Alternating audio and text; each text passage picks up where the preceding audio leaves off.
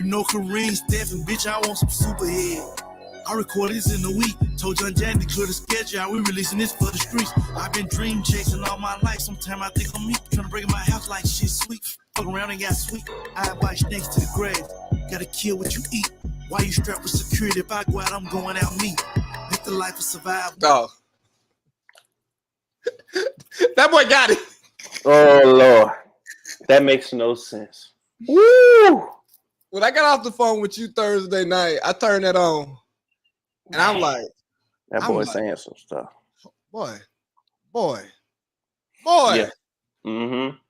You done turned it back about 10 years on him. Back before you was like rap rich. He was dusty. He was dusty as hell. Back when you was still cool with Gucci. You know what I'm saying? Back when you was a Memphis rapper living in Atlanta. Mm-hmm. Not an LA, New York type nigga. Now he got Angela, you know. And brother, one of the songs, he said something about being with Angela, and he like, I'm persistent. Yeah, he better than me. I would have been. I left her where I found her. It's over with. Well, look here, man. So I tried to record a show on Thursday, and it was terrible. So I took it down. And that's what happens when you do live shows. I've done it before. Yep. And then I hopped on the line with my man Cold Mouth. And here we are.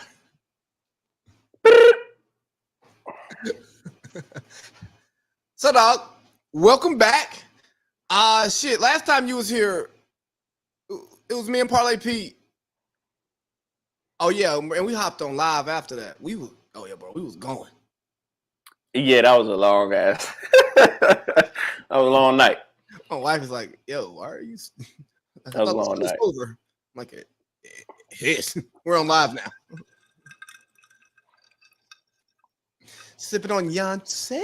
When you got this in your system, that's what makes you talk to people for hours and hours. When you get that good Yonsei in your system right there, that vodka and water, that's it. That's all you need. Hey, you're a vodka water guy. Yeah, I don't like nothing else. I like vodka water. When our drink come out, it's gonna be vodka water based. That's it. No chasing, no nothing. You don't have many hangovers, huh? Oh yeah, I do. Oh, no. Hangovers last. So if I get lit off of it, oh yeah. I still have hangovers. That is never gonna go away.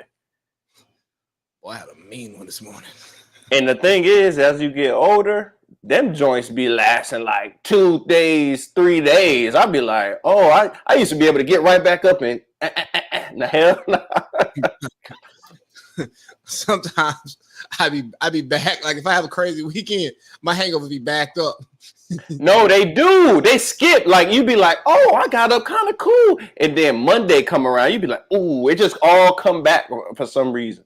And then what you realized was you just consumed so much booze that you were still drunk. No facts. You just felt good, but you were still drunk as hell. Like, damn. And that's when I finally realized if I wake up after a late night of drinking and I wake up and I go, dang, I feel good. I'm in a good mood. I'm still drunk. Yeah, that's probably that's the problem. So when I used to do it, like back in the days, if we get drunk, ain't nothing really shaking, and then we hit them texts that you're not supposed to hit, you hitting everybody. I mean, anybody, girl, and your female in the phone is getting hit up. Then you wake up the next morning like, oh my God. So now I do that the next morning when I'm feeling good when I wake up.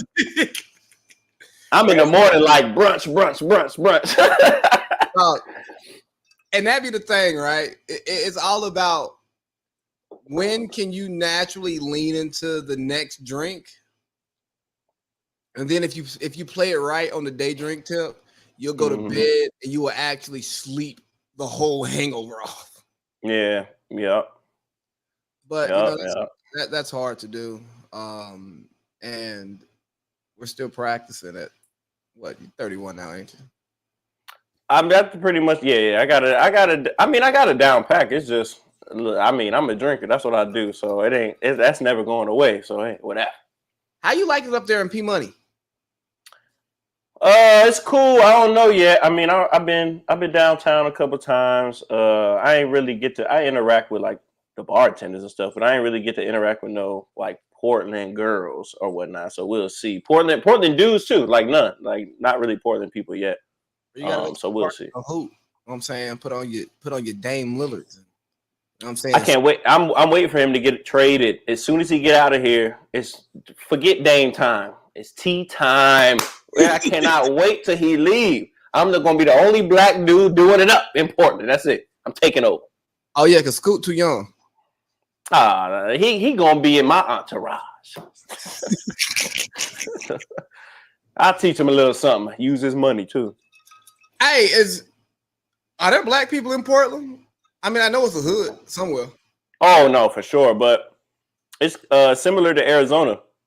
You gotta go to them and find them. Like they just not out. Like when I be out, I mean, I'm not used to it by now. But West Coast period is like that.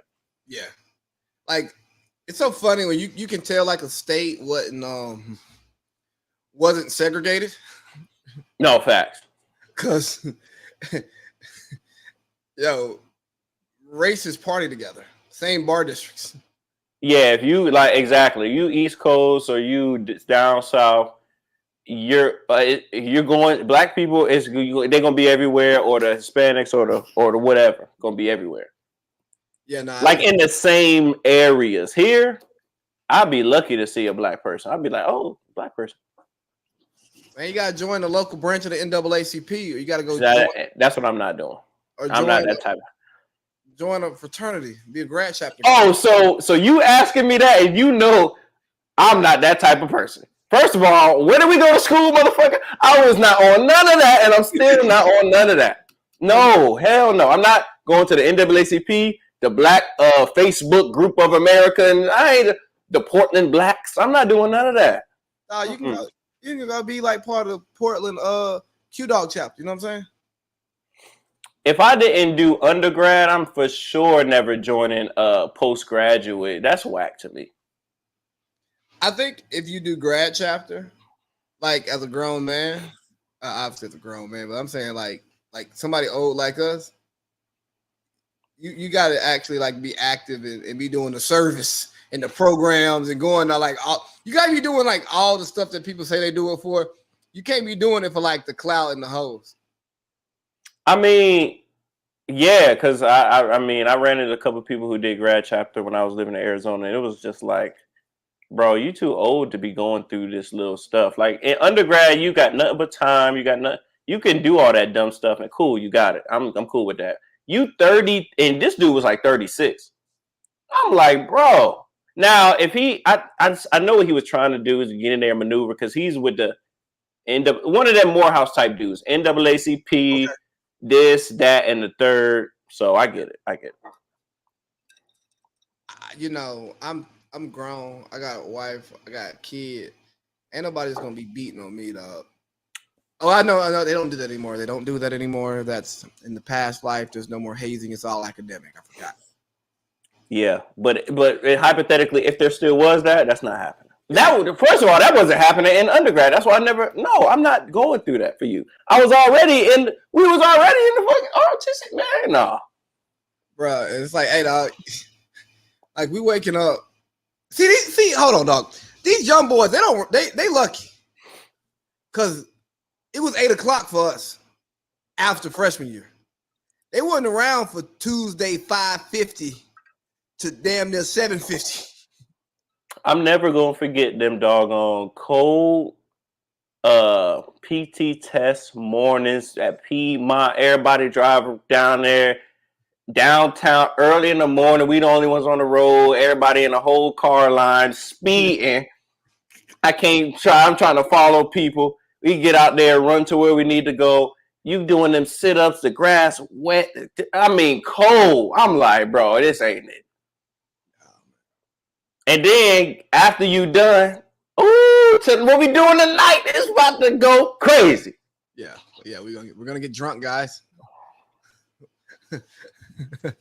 But hey, man, we actually have a list here, guys. Like we have some stuff we're gonna talk about, but we gotta warm up a little bit, right? Like it's different because it's not an interview. It's topics, but like. we're having our friend conversation, but eventually we're both gonna hop into character at some point. Hey man, you can hit the topics up, and then we can ease on to some. Because once I be drinking a little bit more of this, we can get into the topics. Yeah, I know you be finding them topics. Oh, I'm gonna get straight to it. Let me see. I got something here that I forgot to tell you about in pre-production. But the theme of this episode is the audacity of these women, right? Oh, that's my favorite topic. You know it. I know. That's why we here. So let's talk. An unhealed man refuses to understand that a woman's emotional distress is a reaction to her feeling endangered or unsafe. He sees her pain as a nuisance. A healed man knows the power of his grounding presence, assumes responsibility, and creates a space for her to feel safe and find calm. Are you gonna go or am I gonna go? Go ahead. You go first. My esteemed guest. All that is BS. So first of all, nobody's healed. That's all BS. Nobody on earth is healed. I don't want to hear none of that. I hate when people are like, oh, just got out of this. I gotta find myself, or I'm taking time for me and whatnot. First of all, you think you have time and you do not. You don't have time. How do you know if you're gonna wake up tomorrow? It ain't no time to find yourself. Why can't you find yourself while meeting, mingling, seeing what's going on? You can definitely still work on yourself. First of all, you're supposed to be working on yourself. That don't stop. Actually, that never stops. So that's an ongoing thing. Now, if you one of them delusional type of people, when they get with somebody, they just lose their sense of self.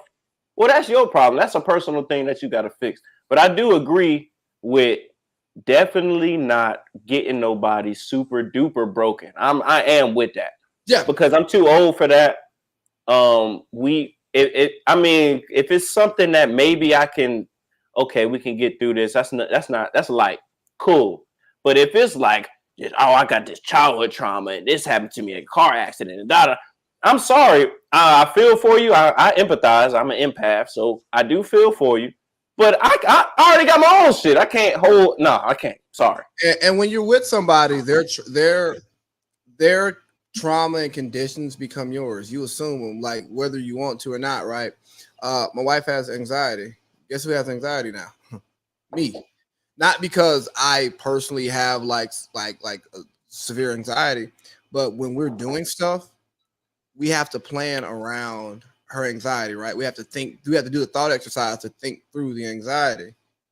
You got to think like her. Yep, makes sense. Exactly. So you assume that. So let's start off. A dude who don't get no women, or a bitter ass single woman who can't get no man wrote that post. Okay, that's who wrote it. Not somebody who's actually dealing with people. Okay. Let's take it as if it was the woman, and then let's take it as if it was the dude, so it can be equal. So go ahead. So if the woman wrote it, she just mad as hell that don't nobody want to deal with her bullshit because she annoying as hell. She probably broke. Her friend group ain't great. Something's always happening to her, and it's always somebody else's fault. And it's like, I just need a man to come to me heal. Like, and why you think you gonna cheat on me and you doing all of this stuff? Like, yo, dog, you're annoying. I'm supporting your motherfucking ass. I'm listening to you talk about problems. I offer solutions. You don't use solutions. You don't come up with solutions on your own. And you annoying me. And we ain't even that serious. We only like 2 months in. Right. And you gave it to me first night when I met you. Oh yeah. That's who you are.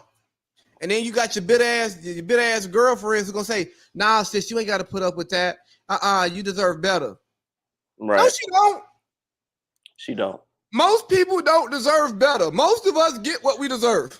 Oh, actually, nobody deserves anything in my book, but whatever. Well, yes.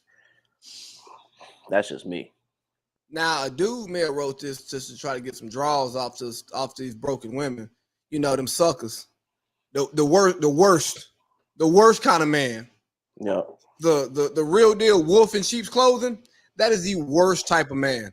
Like, you're a terrible person. And to even know, you're right about that, because Everybody has dirty Mac before. I definitely have, and that shit don't even feel. I'm like, hold on, I'm too player to do that. This shit whack. Like, I don't need a dirty Mac. I'm him. I'm Timothy, right? First of all, I don't even know why I'm on this type of thing. I'm not talking about him in front of you. Oh, dang, he did you like that? Oh man, what? Oh, that's a crazy type of dude. I'm not even on none of that. I don't never say that no more. I probably did that 19, 20, 18, some shit like that. But I definitely dirty Mac when I was young. Everybody did. But not knowing that like dirty Mackin was wrong. It just feels wrong because you like, why is another dude even in my mouth? Pause. Resume. You know what I'm saying? Why is that even in my vocabulary when I'm talking to a female in front of my face? I ain't about to talk about no other dude. For what? Nah, unless I'm bigging them up. Unless I'm, oh, that's my dude right there. That's different. And like, dog, even like as I've gotten older with like homegirls, right? And they can be talking about some issues with they do, and I'm like, well, you already know me. Like, I stand on man principles first. You know what I'm saying? I'm gonna stand on man principles first. Like, yeah, I get we have a friendship, all that, but I'm gonna stand on man principles. So, like, I get that's true. And you know, women hate that. I get them. They do. I get them questions a lot. But I will give real advice, but I make it to where I don't put it on the dude. I'm like, maybe he thinking like this, maybe he thinking like that. And I never bash the dude. I'm like, hey, if that's not what you want, get up out of there. If you know what I'm saying? If it is, then stop talking to me because I'm wasting my breath. But I'm not gonna be like, leave him, it's over with. Unless it's like hitting and all that. That's different. That's different. But now, and like, even then, I don't kind of touch that because they be going right back. My thing is, are you okay with what you're dealing with? Can you handle what you're dealing with? If the answer is yes, stay. If you can't handle what you're dealing with, try to change it or move on. So I look at it like this: they're never okay with what they're dealing with because they're women. No, it's human nature.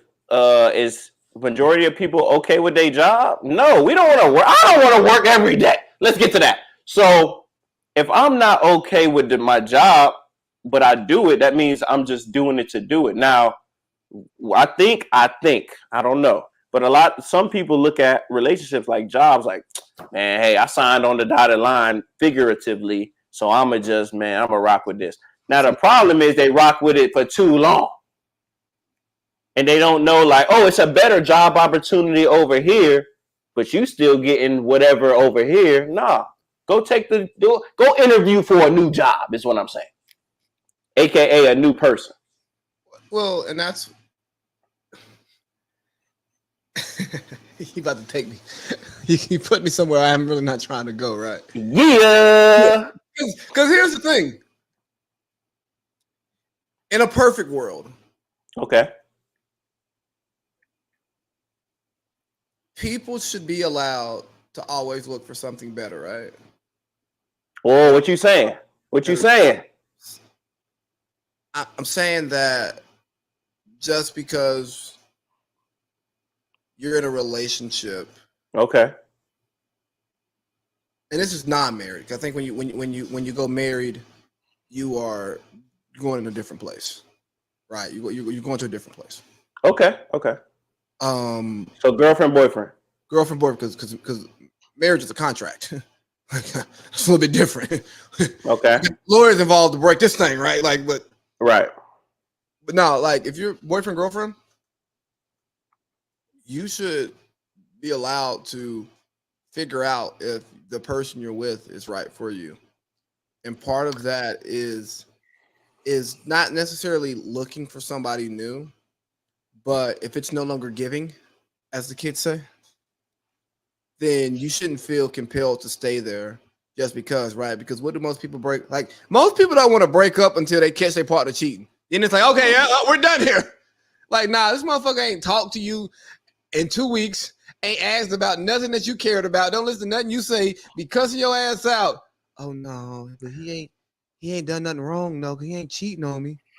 Hey, dog, you better off if he over there fucking off and you don't never find out about it, then him verbally and mentally abusing you. You know what I'm So saying?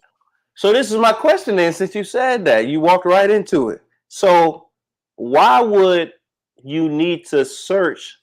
This is just me. This is just my thought process. I don't know if I would need to be open or search if I have a girlfriend, because in my head, I already vetted her from the jump. The first time I meet somebody, subconsciously, I don't even have to think about it. I'm already hitting shit in my head. This, that. Maybe I could deal with that. It's processing like a computer. I don't even think about it. Like, oh, that's not. If you give me one of them huge red flags, all right, put her over here. I might just mess with her. It's over with. Or this and that, or whatever. It does the calculations itself. My thing is, when you do end up, to me, because a lot of people throw around girlfriend, boyfriend, and I get that. I don't. And everybody, because I can name the girlfriends I had on freaking one hand. So I don't play with that. To me, I treat girlfriend, boyfriend damn near like a marriage, because why would I get a girlfriend if I'm not thinking about that? It makes no sense. So now if I'm in the relationship, boom, and then I start to see some other stuff, I'm like, hold on, what's going on here? What I would do is I would bring it up to that person and be like, hey, you exhibiting these little behaviors. And if this keep going on, I will tell you when I'm looking. I think people need to be more straightforward with people. If you in a relationship, why can't I say exactly what's on my mind? If I can't say it to the dude over here on the corner, I need to be able to say it to you when I come home. So I'm gonna tell you what's going on. Because hey, you want to protect her. You want to protect her feelings. I don't care about that. See, when we locked in, we protect each other in a healthy way. Oh, and in an unhealthy way is protecting each other by not being honest, hurting their feelings. But when it's the truth, now just to hurt their feelings just to do it, that's bullshit. I don't like that. But I ain't gonna tell her what I really feel because that's gonna hurt her feelings. That's actually hurting her more. No, tell her, hey, I ain't been feeling it these last 3 months. What do we have to do? And this is why, blah, blah, blah. Get to it. I'm not about to be walking around in my own shit, my own house, on eggshells, scared to say something to somebody. That's what's not happening to me. But that's how most people choose to live. That's them. That's them. That's cool. But then don't get mad when 10 years later, you look back and like, yo, I done wasted 10 years when I could have just cut the chain and did what I needed to do. Yeah. Yeah. You can do that with a job. Like, okay, boom, which I did. You do that with a job. Like, okay, I can see my life in this job. I can see what's going to happen. I already can see this. Boom. I'll be set up. I'll be comfortable, whatever. That's cool and everything like that. But I want to live life. You don't got to read the book to know the ending. I already know the ending of what's going to happen if I keep doing this job. Okay. Yep. Let me get out of this and let me pursue it. Dang, I ain't even never had nothing I really like that. Let me pursue this. And I don't know what could happen. It could go here. It's a myriad of different things you can do out of this. And it's giving you that flexibility to where if you find something new, if you find like a new opportunity, you can go ahead and apply and then put in your notice and just boom, I'm out. Opportunity is what makes people. And then opportunity and being ready for the opportunity. I can name 10 times I had opportunities. I ain't have it right. I wasn't right. I wasn't in the right spot. And it's passed me right on by. It's like, dang, man, if I kept working, I ain't have enough. I wasn't ready. So that's not happening to me no more. And that's the same thing with relationships. If you thinking, I got to work on myself, I'm a celibate, I'm in my little thing, and the best person ever walks across your face, and just because you working on yourself, you pass that up, hey, you pass your blessing, girl.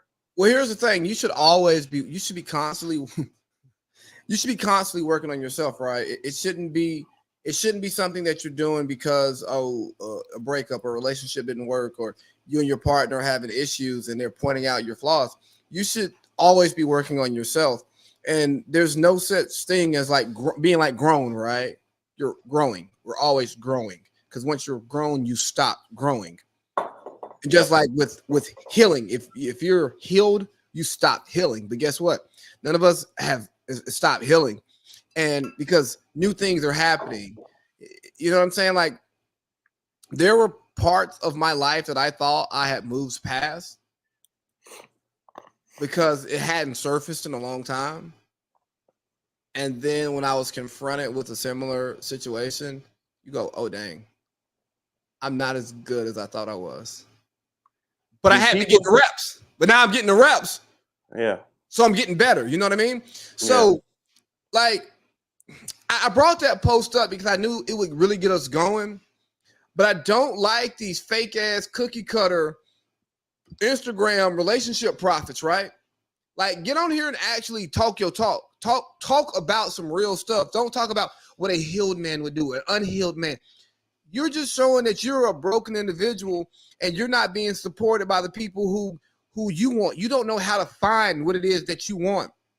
You're the type who says, I deserve this, I deserve that. Maybe I deserve. You don't deserve shit but what you work for. You know what I mean?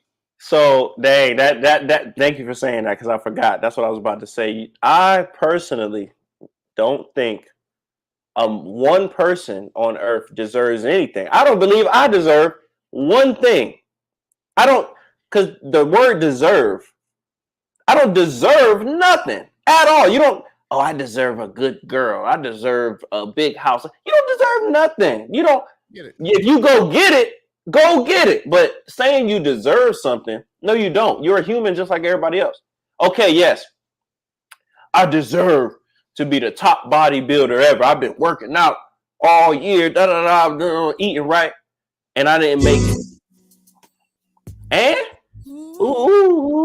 okay, go ahead. Well. You know I love my R&B. I know you do. But I tell you, I went and saw Tank came out here. Hey, pause. I'll go see Tank. Tank. Tank and Genuine came out here. You know Genuine. That's my boy. It started. I really feel like an R&B star because it started raining and shit out there, and I had like the poncho on and like no shirt on because it was raining. Did you just say it was raining during the R&B concert? That's amazing. I would have been Ray J edition in that motherfucker. Right, because it was like it was one of them outdoor things too. You know what I'm saying? So I'm in that thing, singing my heart out. Oh, that's lit. That is lit. Okay. My whole life has changed since you came. I knew back then. Hey, that's the first song I ever wanted to sing to a girl back in the third grade. Like when that shit was hot, I'm like, yo. That is a good question. What hooked you on R&B? What was the first song you said? Oh, I like singing niggas. Hold on. I don't know. Let me think. So I grew up on like old school R&B because you know what I'm saying. Like I ain't got no hip hop parent. My mom was in her 60s. Like we wasn't on that hip hop shit. Oh, mine neither because they was on that fake Christian shit. We listened to on Sunday. Yeah, GP, are you with me? I was Kirk Franklin down, Fred Hammond. I was all that. I know. I was all that. You remember? You know, Boink. He for the longest he thought it was PP on the window. This dude is ridiculous. What are you talking? What? Yeah, anyway, I said PP on the window. That's freaky talk. I think maybe one of my first R&B influence was probably. I know mine. It's what is it? So Anxious. Oh, that's my favorite Genuine song. But if I can think way back when, maybe like. Actually, it might have been some old because I listen to old shit too. It might have been some Nat King Cole or something, but what I can really remember is Aaliyah. I would say Aaliyah. That's my baby to life. Oh my God. I love Aaliyah, man. Jesus Christ. Hold on. Yeah, you go there, Aaliyah. Destiny's Lauryn Hill. I remember I had a Beyonce. I had like a magazine with Destiny's Child, and I used to like make out with the Beyonce. I'll get the pillow. I'm a kid, boy. It's Beyonce. All right. I've never did no shit like that. Oh yeah, no, I'm a little freaky like 6-year-old boy. Let's get to that. That is crazy. That is ridiculous. Oh, this is what I want to get. Oh, go ahead. I was about to say I was a J-Lo fan too. Oh, Jenny from the block? Hell yeah. I think that probably started me on my my obsession with Hispanics. I married one. Good for you. Well, what I wanted to say was, what is okay? Give me top 3 things, and this could be before marriage and anything.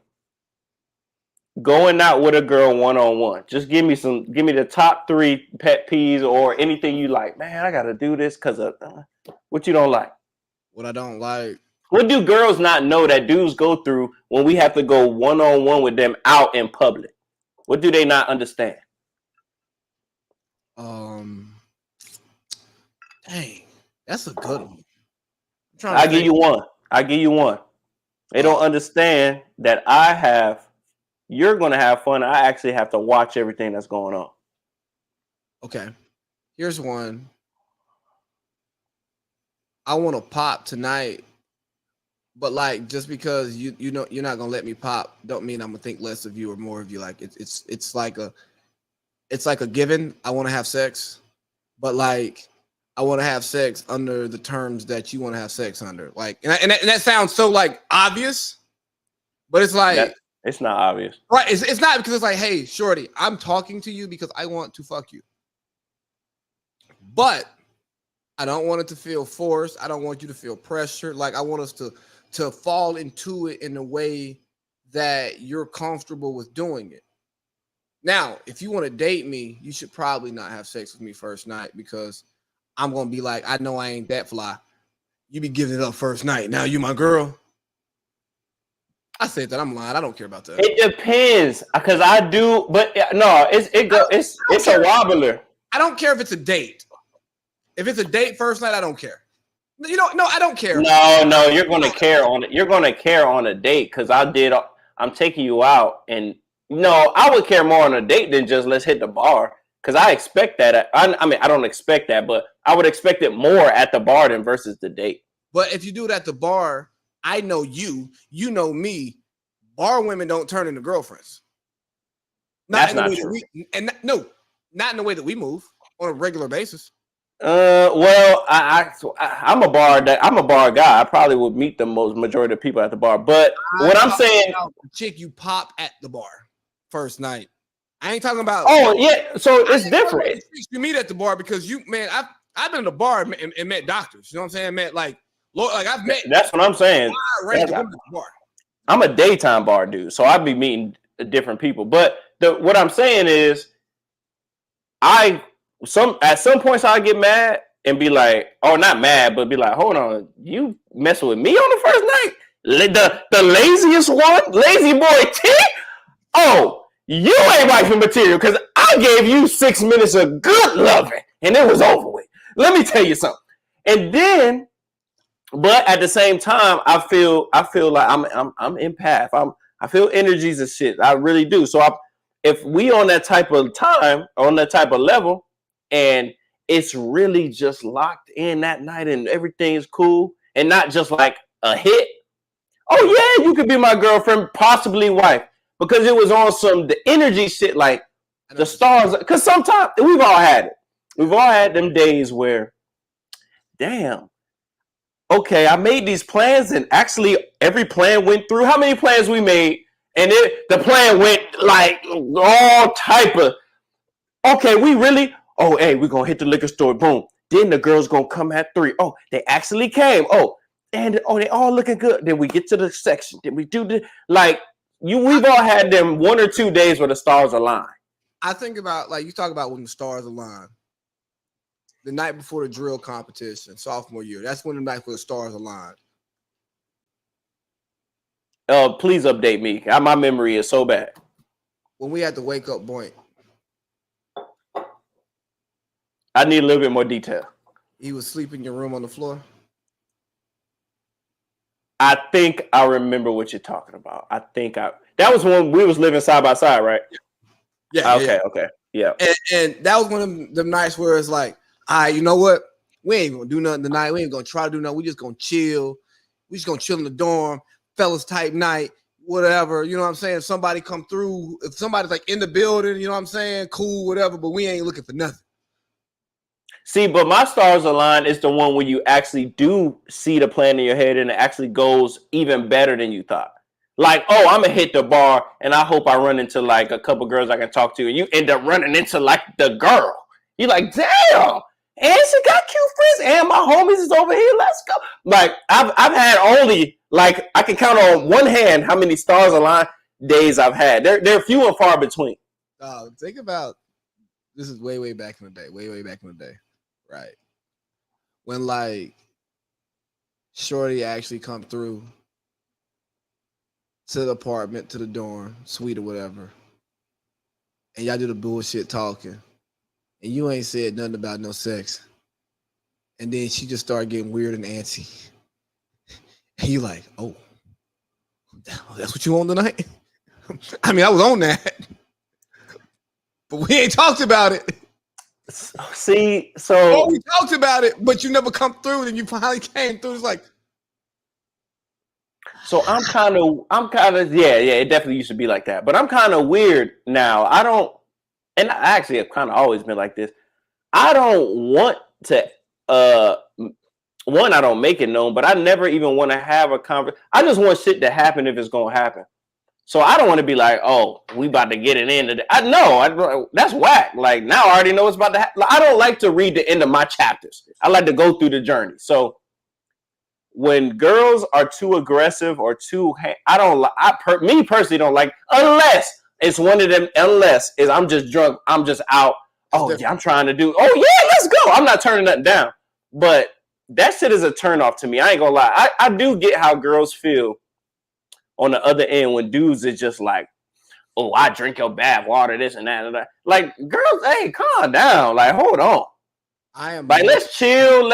I'm a bit, everybody, and I get kind of criticized for this. Like, I'll talk to a girl for 2, 3, 4, 5 weeks and never bring up nothing freaky because I want to just chill. I love to chill. That's my favorite thing to do. So I might not even give you any inkling that I like your ass, but I really do. So, man, I don't know.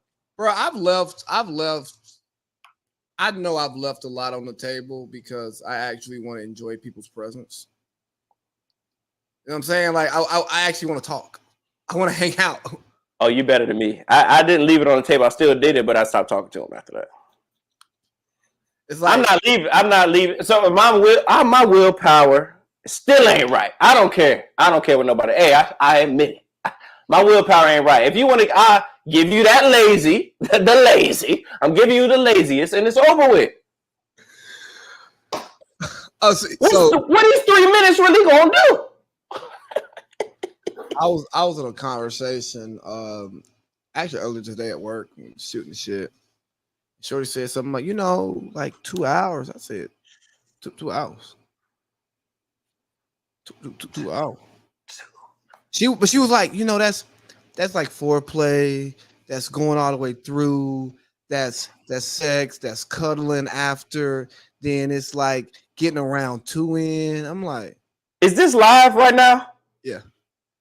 Hold on. I need to send some people. I need to bang this link out. I forgot to do that. Where the? You got the Facebook link or whatever this is on? It's on Facebook and YouTube.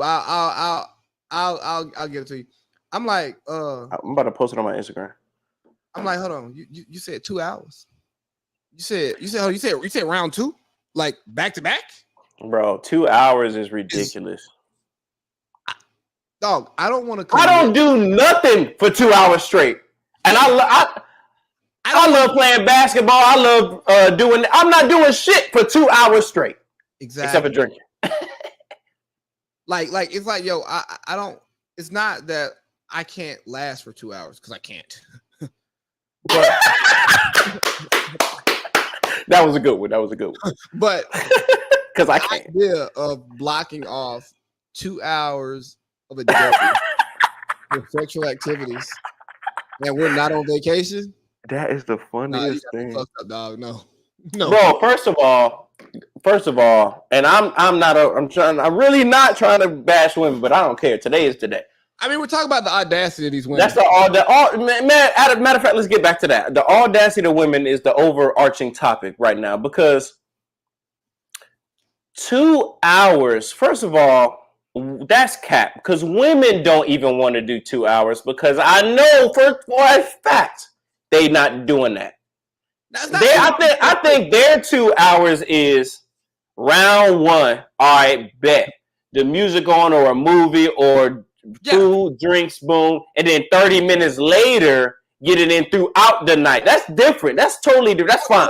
It's not like 2 hours of this right here. It's the experience. See, I take everything literal. Don't tell me 2 hours, because I'm gonna think 2 straight hours.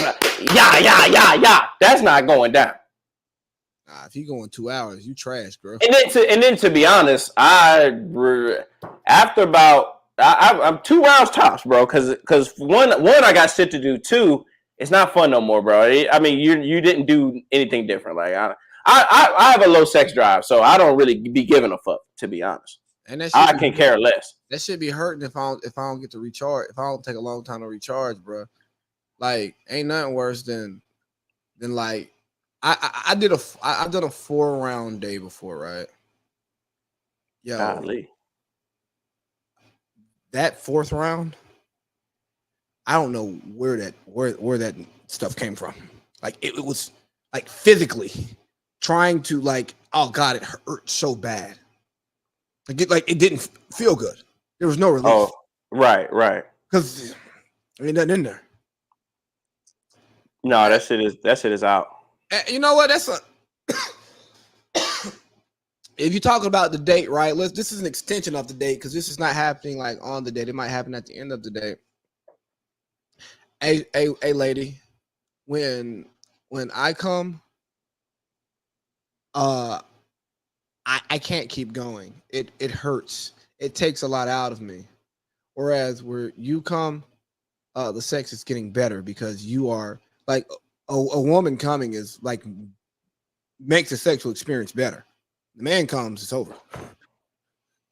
No, facts. So like, and that just goes back into if y'all leave it in tune or not, because you can see like, oh man, we vibe a lot on this type of thing, but over here it ain't for some. I definitely had like, dang, oh man, I ain't performed that day, and then I get with another girl. Oh, everything just click, like click. Hey, it's not on her as a person or him as a person. It's just we didn't click, bro.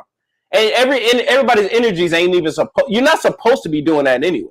And a lot of people don't like to talk about this stuff, but one of the reasons why I'm married to my wife, we had great sexual chemistry.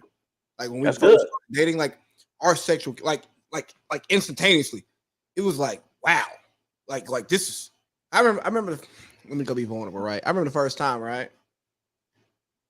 I wasn't proud of myself. I didn't feel like I put on like a good show that day, because it was COVID. You know what I'm saying? Things that dried up on the other side. You still feel bad when you outperform? Oh yeah. Well, no. Oh, I don't. I don't give a fuck. No. Lazy game. This was first time with a girlfriend, right? Oh, okay. Oh yeah. So like, you know what I'm saying? It had been COVID, and we had been together for a little while, but like she wasn't just giving it out like that. And then my partner was staying on my couch, so she wouldn't even come in the house. So we wasn't even, you know what I'm saying? Like we had been together for almost 2 months before, right? So you take the 2 months of us being together, a few weeks before we got together, you know what I'm saying, where I hadn't, you know what I'm saying? Like, wait, so before y'all got together, y'all didn't do nothing? Oh, you a cold gangster. So like my whole little like, that's crazy. The stuff before her had dried up for a while, so it had been a few weeks. You know what I'm saying? It'd been like a month month and a half, and you know what I'm saying, like the consistency of the stroke range, I lost a little bit, right? Pause. The consistency of the stroke range. Oh, yeah, pause. But like, I knew I wasn't hitting on all cylinders. You know what I'm saying? I'm like, oh, this ain't. And I go. She said, "Oh man, that was good." I go, "Oh, that was good. Just give me a couple weeks. Wait till I get back in shape, baby." But like, bro, no, you're right about that. Like, I don't think we've like had bad sex. Like even girl, like, mad, bro, like we don't have bad sex. People be capping. People is out here not porn stars in real life. Unless you run into one of them, in which they are a lot out here, one of them nympho girls or something like that. Most shit is good enough. Like you don't need no pause, 18-incher, and all this extra shit. Like people just be capping with their whole life. Like people just cap. Love, you know, nobody. Rico Strong, whatever his name was. Man, people be capping. I'm sorry. I don't care, bro. I don't care. It's crazy out here. It really bro, is. Like again, the conversation we were having. I was telling you about like we was having a workout. Like, bro, I'm a good 7. You know what I'm saying? On average, a good 7, 8. Pause. What in the fuck are you talking about? I'm talking about minutes. Oh, okay. Bro, I'm not gonna tell you how long my penis is. All right.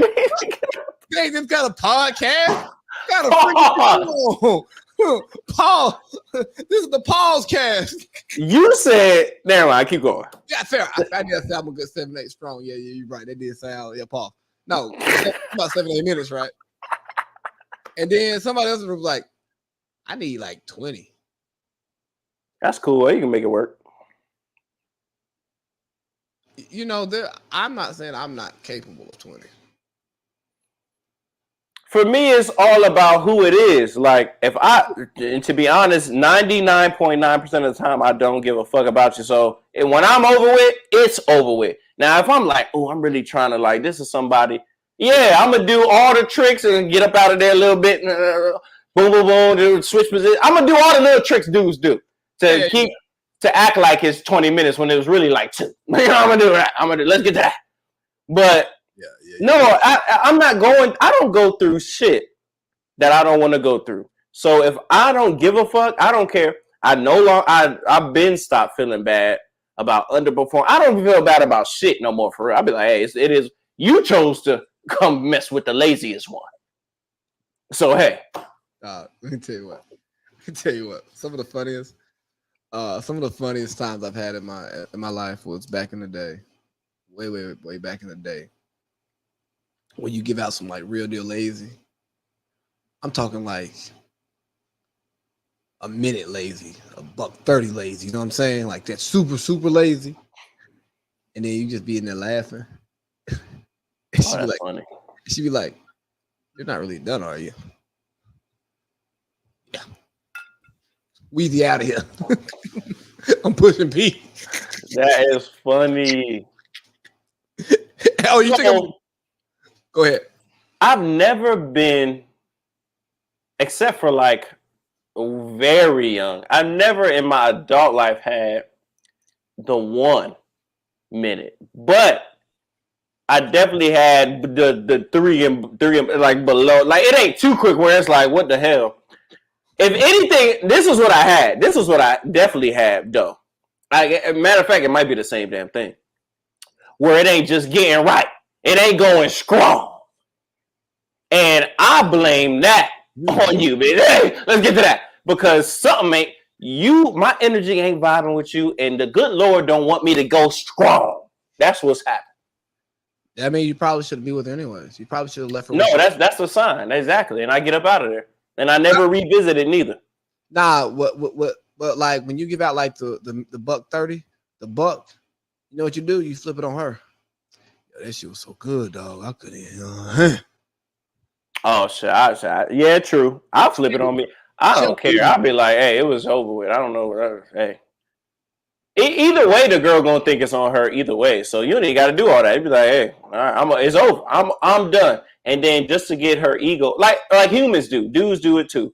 just to keep your ego in check, you're gonna be like, oh man, it was her, man, or she gonna be like, oh, this dude, man, he couldn't keep it up and he couldn't.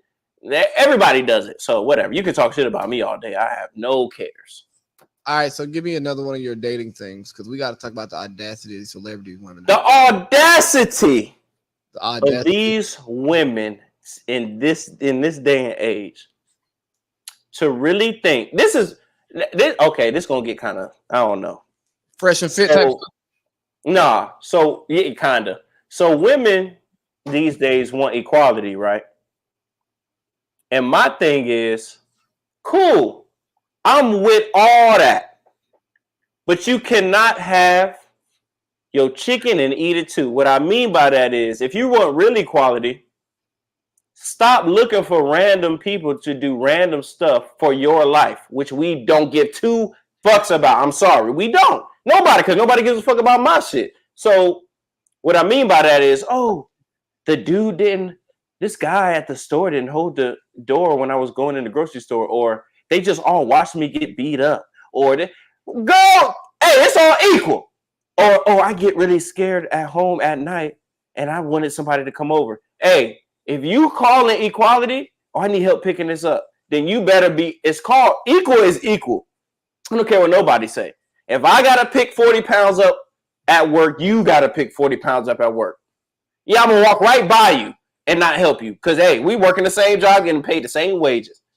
So shut up. You can't have, just picture if you were a girl and you had the girls, the being a girl perks and, oh, now we can work and do all this extra. Bro, that's like cheating the system.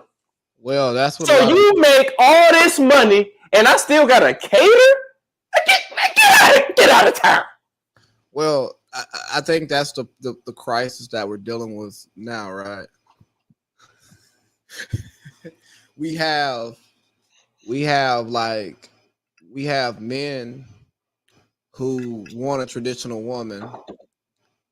Hey, and this ain't me caping to the women, all right? So y'all already know I ain't doing that shit.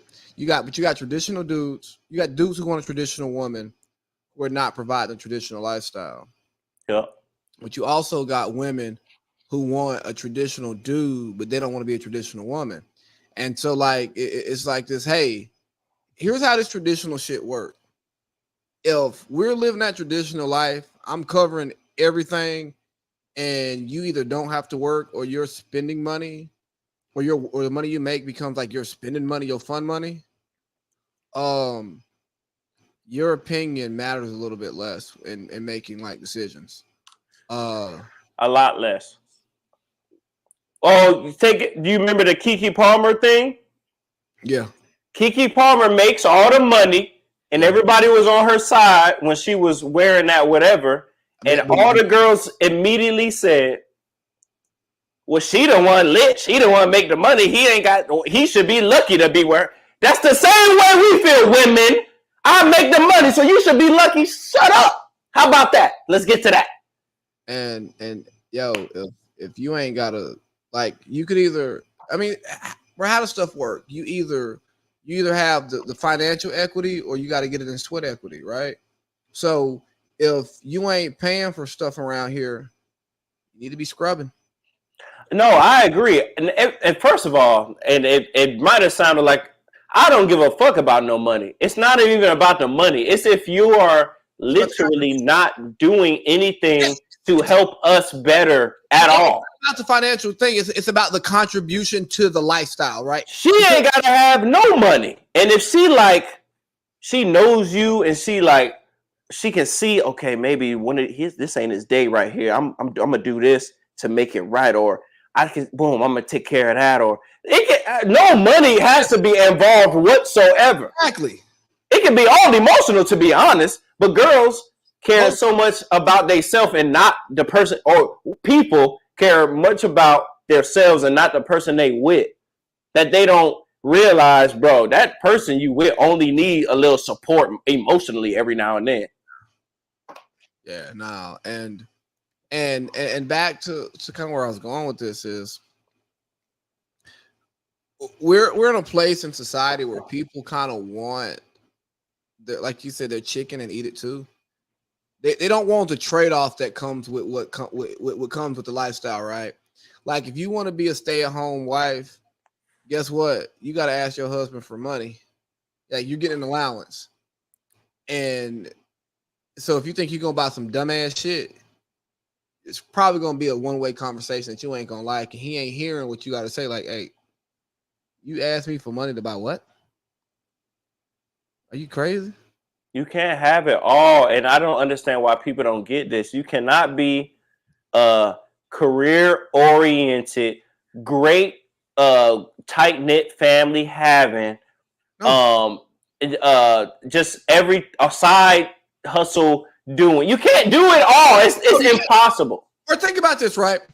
If the fuck, bro, just think about how much time do you have? You have 24 hours in a day, right? Like people talk about, oh yes, power couple. I want to be in a power couple. Hey, dog, y'all ain't gonna hang out. If you were in a real deal power couple and say you're working between your commute and your work, let's say 11, 12 hours a day. Right? Because if you're actually like thriving in your job, you are probably working more than 8 hours, especially when you're young on the come up and you're not like you're not senior level where them motherfuckers don't be working. They just be meeting and making decisions, right? All right, so you got the work. Then you have the networking side of work. So some days you got to go to dinners. You got to go to parties. You got to just hang out at this certain restaurant when you get off and have a drink or two before you go home. Throw in a kid. And you got an hour and a half for your partner in that day. Maybe. And if you want to throw some sex in there and get some decent sleep, that's all facts. That's all facts right there. Like that's when you get into them relationships where y'all planning out when y'all gonna get it in. And I'm never gonna be in that situation. My thing is, hey man, just like when I first got in, plan sex helps. Well, or maybe for some people. Well, I don't like tell my wife that I'm planning sex. I have in my head. Like, that's different. That's different. That's different. That's different. Anyway, that's a whole nother. But what I'm saying is, when I first got in, you have to sacrifice something. It's like, all right, boom. Am I going? It's like 4 or 5 things that I have to do, and then let me prioritize. Okay, I got to study for this board coming up. I got to get the hours in, walking around, talking to these people, and I actually got to do my job. But what do I want to do? I want to read this book that I've been trying to read. I want to work out because I want to stay kind of cool. And I want to sleep. So you're going to have to give up. Let's just do 3. Sleep, job, and your hobby, passion, aka whatever. One of them things you're going to have to put on the back burner. Most people put out the sleep. What does that do? Now, I personally don't agree with that because I've done it and it fucks you up. But anyway, put out the sleep. Now, with less sleep causes what? Irritability. Irritability is going to be pressed onto your significant other because you have nobody else to let it out to. It's real simple. I don't know why people make shit so hard. Bro, man, you can't have everything. Woman, you cannot have everything. If your dude is a go-getter or if your girl is a go-getter and you not as much of a go-getter as her or vice versa, hey, you're going to have to let them handle the go-getting because y'all both can't do it. Now, y'all can't both be go-getters, but y'all got to plan out when we go in the get. Like the summertime, springtime, this is me. Or fall, this is me. You know what I'm saying? Whatever. Or if you're both going to be go-getters, you have to accept a level of distance with each other because you're both getting it. You know what I'm saying? And like you can't be like, hey, baby, I wish we spent more time together. Hey, I'm out here grinding just like you grinding. If we'll focus on the grind, we don't have time for us, like the couple who ain't out here trying to get it or they done already got it. You know what I'm saying? So like, this is why I don't really like fuck with TV, right? Because you see these happy romantic couples and shit on TV telling people, like, giving this like false idea of what it's actually like in the house, right? if I'm actually like if I'm out here like grinding and going to get it, when I get off, don't just mean I get off and I come home and it's, hey baby, what's for dinner tonight? And we eat dinner and we watch a TV show, we watch the game, and we put the kids to bed and then we go to sleep. It's all right, I'm off from work. What's up with the kid? Is dinner cooked yet? Well, if you ain't cooked dinner, I usually get home before my wife. So guess what? I cook dinner most of the time because I'm home first. First person home, cook dinner. So then you cook. All right, we got a baby. Well, I got to feed the baby, make sure she good. Usually give her a nap when I first get home. When my wife get home, she got to take a shower because she work in dentistry. She be around patients and shit, so she don't want to bring all them germs and stuff into to baby. So she go shower. All right, she shower. Baby's playing. We eat dinner. Then by the time we get done eating dinner, she go feed baby to put her to bed. I'm in grad school, so I'm over here doing homework and sitting in class. I get done, bro. It's 11 o'clock. I don't think, I don't think people understand work actually really starts after work, because that's the only way you elevate. You just can't go to work and expect to build. You have to do work. You have to do the work after work. Yeah, bro. And it's just like, it's 10, 11 o'clock. And hey, how was your day? And not even because we ignored each other. Shit gotta get done. That's one that I hate that fucking question. I've hated that my whole life. When my mom would come back from, how was school? I say the same thing every day. It was good, even if it was horrible. Stop asking me that. I don't like that small talk bullshit. Don't ask me about. First of all, I ain't gonna tell you what really happened anyway. So why are you asking me? Anyway, I want to get to this because we're gonna get straight into that. What's up? Answer me this. What is the worst? What is one of your pet peeves that you be thinking about? Like, this what I be hating about dudes, man. They be on this, man. I don't fuck with that. And then you're gonna do the girls. So go ahead, do both. Oh. Number one, like that irks me, like when they be doing this. Dirty macking. I mean, give me some detail. All right, so the whole like snitching on a dude or saying like Joe, you deserve better type stuff. I ain't talking about that dirty macking, because most women can kind of see through that shit. Give me a story you was in. I don't got no dirty Mac stories that I can actually recall, because you know what? I do got a dirty Mac story. You got a dirty Mac story. It was a guy. We're in college. And I was involved with somebody who was not on that campus. You can probably put two and two together now who we're talking about. And this one sipping on. Keep going. I don't go ahead. So not like this one dude, like he didn't rock with me. He didn't want me to be with her. And like she ended up telling me, he was like, "Why you messing with him? He don't even give a fuck about you like that. Like, you don't need no man like that. Like, you deserve blah blah blah." And I'm like, "Well, what a simp, dog. If you want to, just backdoor me. Just backdoor me on the strip for you. Yeah. Don't shit on me and say I don't care about it. Right, I'm telling her I care about it every night. She believes me." Yeah, word. No, that's what. So like, I just don't like dirty macking, because I just think that's some real like lame shit. And I know we talked about it earlier, because like your desire to mess with somebody shouldn't be tied to anybody else. Like if I back when I was single, right? If I see a woman, my only concern about her having a man is he in this room? Like, if he gonna come up and press me while I'm talking to you. Hold on, okay. Is that the young version, or is that the? Let's go off adult version.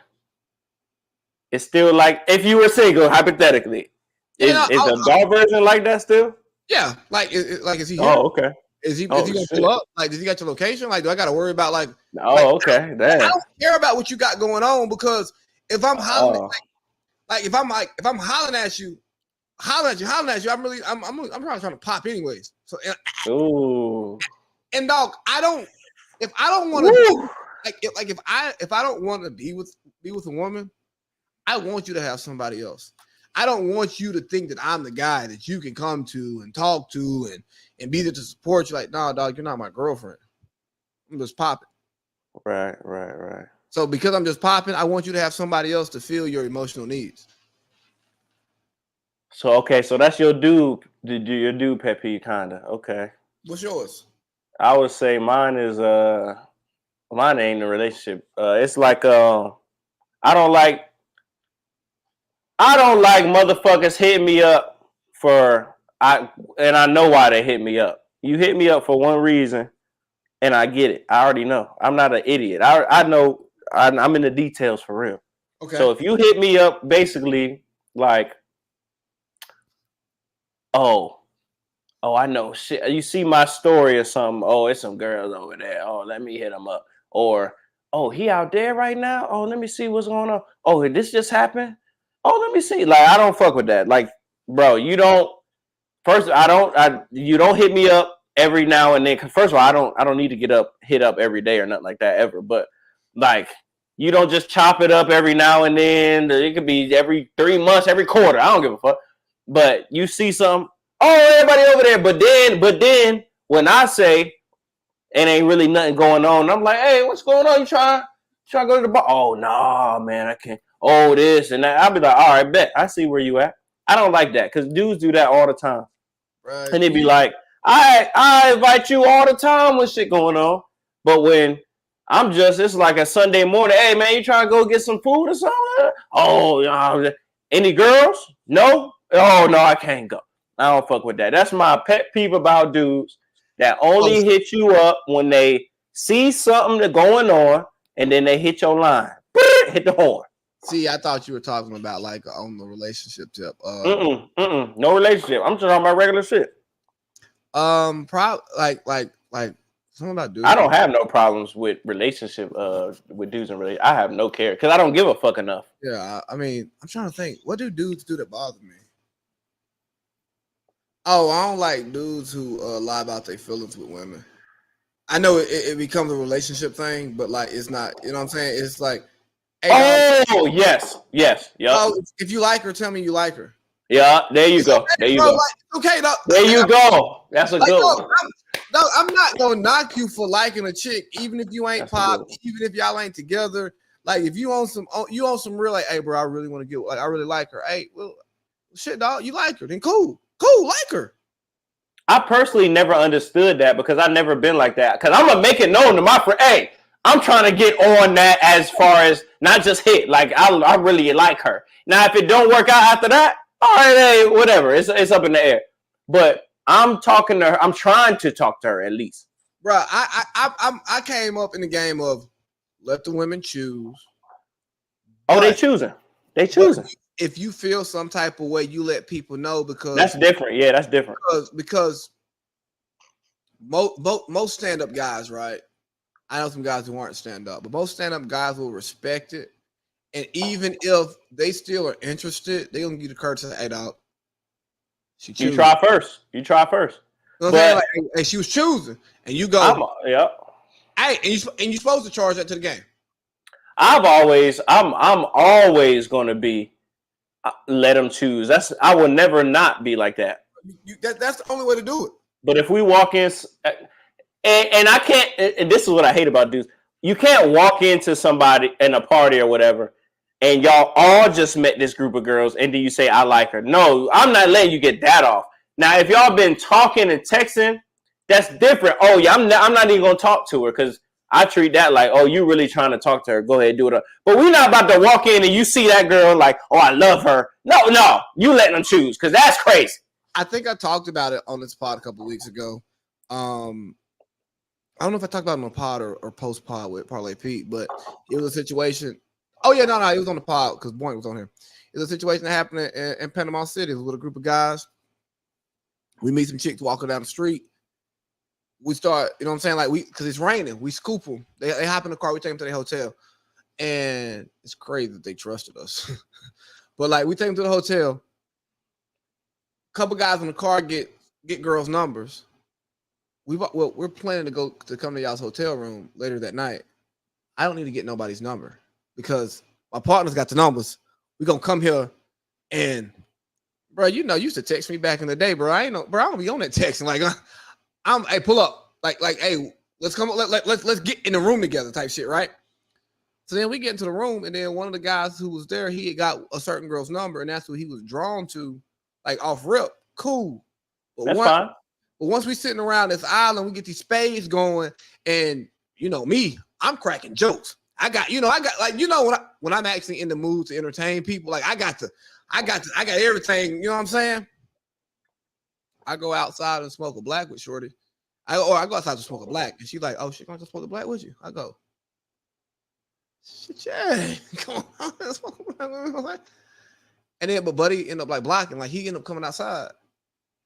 Oh, it's like, bro, it's more of them than it is of us. Oh Lord, nobody in the house was ugly. All of them was cute. Like, you know what I'm saying? It's one of them things where it's like, oh no, nobody loses here.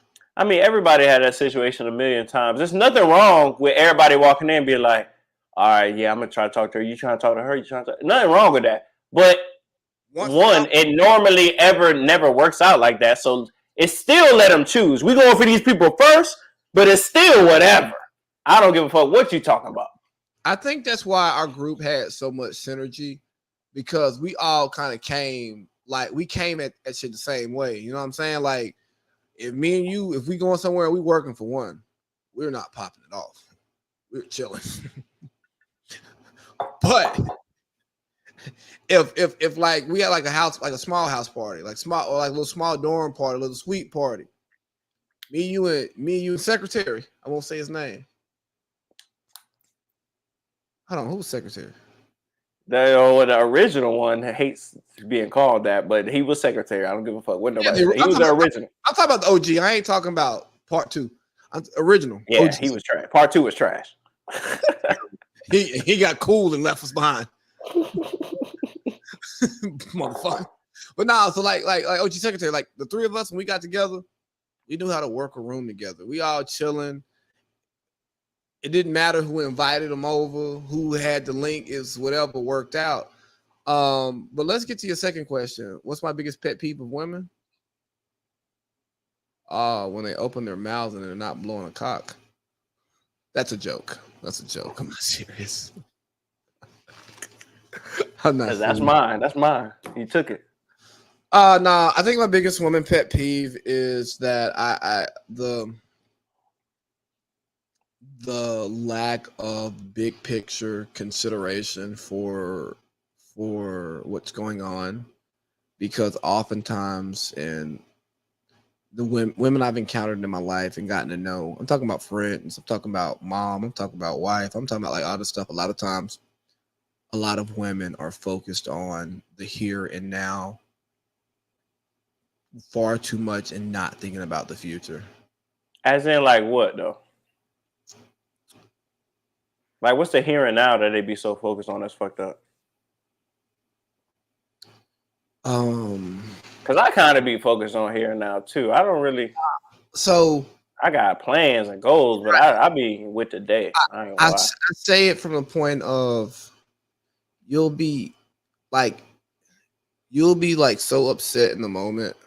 Oh yeah. Not thinking about the repercussions. Oh yeah. Of actions, right? And I think a lot of it is because historically women aren't subject to fighting like men are subject to fighting. Don't get me wrong, it's women that have to fight. But like, if you piss me off and I say, "Hey, fuck you, bitch ass nigga," you are probably going to punch me in my mouth as soon as I say that. Like a real threat. Yeah, I get it. If you know I'm serious, right? And I'm putting your face like, bro, you a bitch ass nigga. You're gonna punch me in my mouth. Right. Like, we're not arguing after that. Like, we're fighting. Right. And as men, we have to move in a way of, can I whoop his ass? Can he whoop my ass? I was just talking about this earlier. That's funny. Yeah. That's true. Like so many of a man's decisions is, I don't get my ass whooped for this. Well, my question was, before you keep going, my question was, it was like, for girls, it was like, you can tell your dude is a straight liar ask him this one question: have you ever been intimidated by another dude? If he says no, he's lying.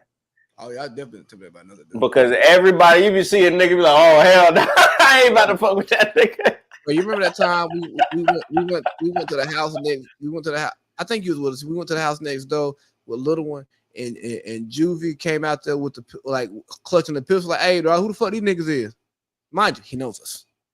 Maybe when he did, but that, I know who you're talking about. Yeah, them niggas. Yeah, bro. When he did that, I was like, I am afraid for my life right now.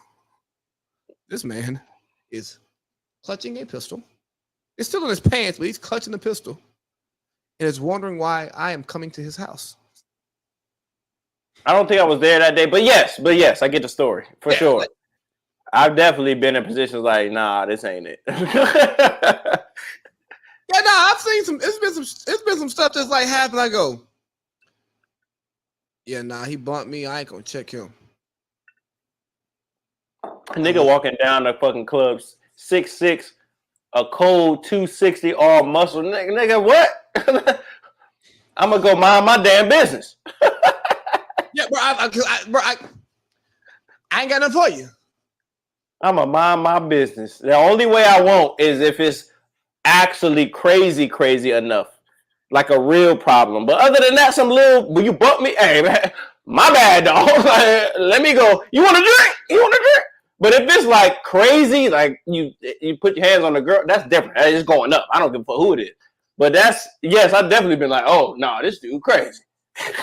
Yeah, like that is a great thing. Hey, I got something for you.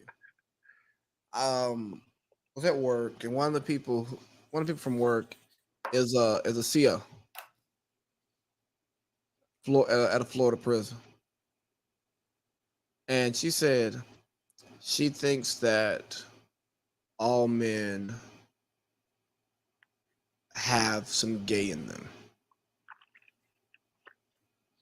You know what? And she said that our societal norms is what stops men from exploring it to figure out if it's there, because of the shame that comes with it if you are like not and you're not comfortable with going through the thought exercise or the physical exercise if you take it that far.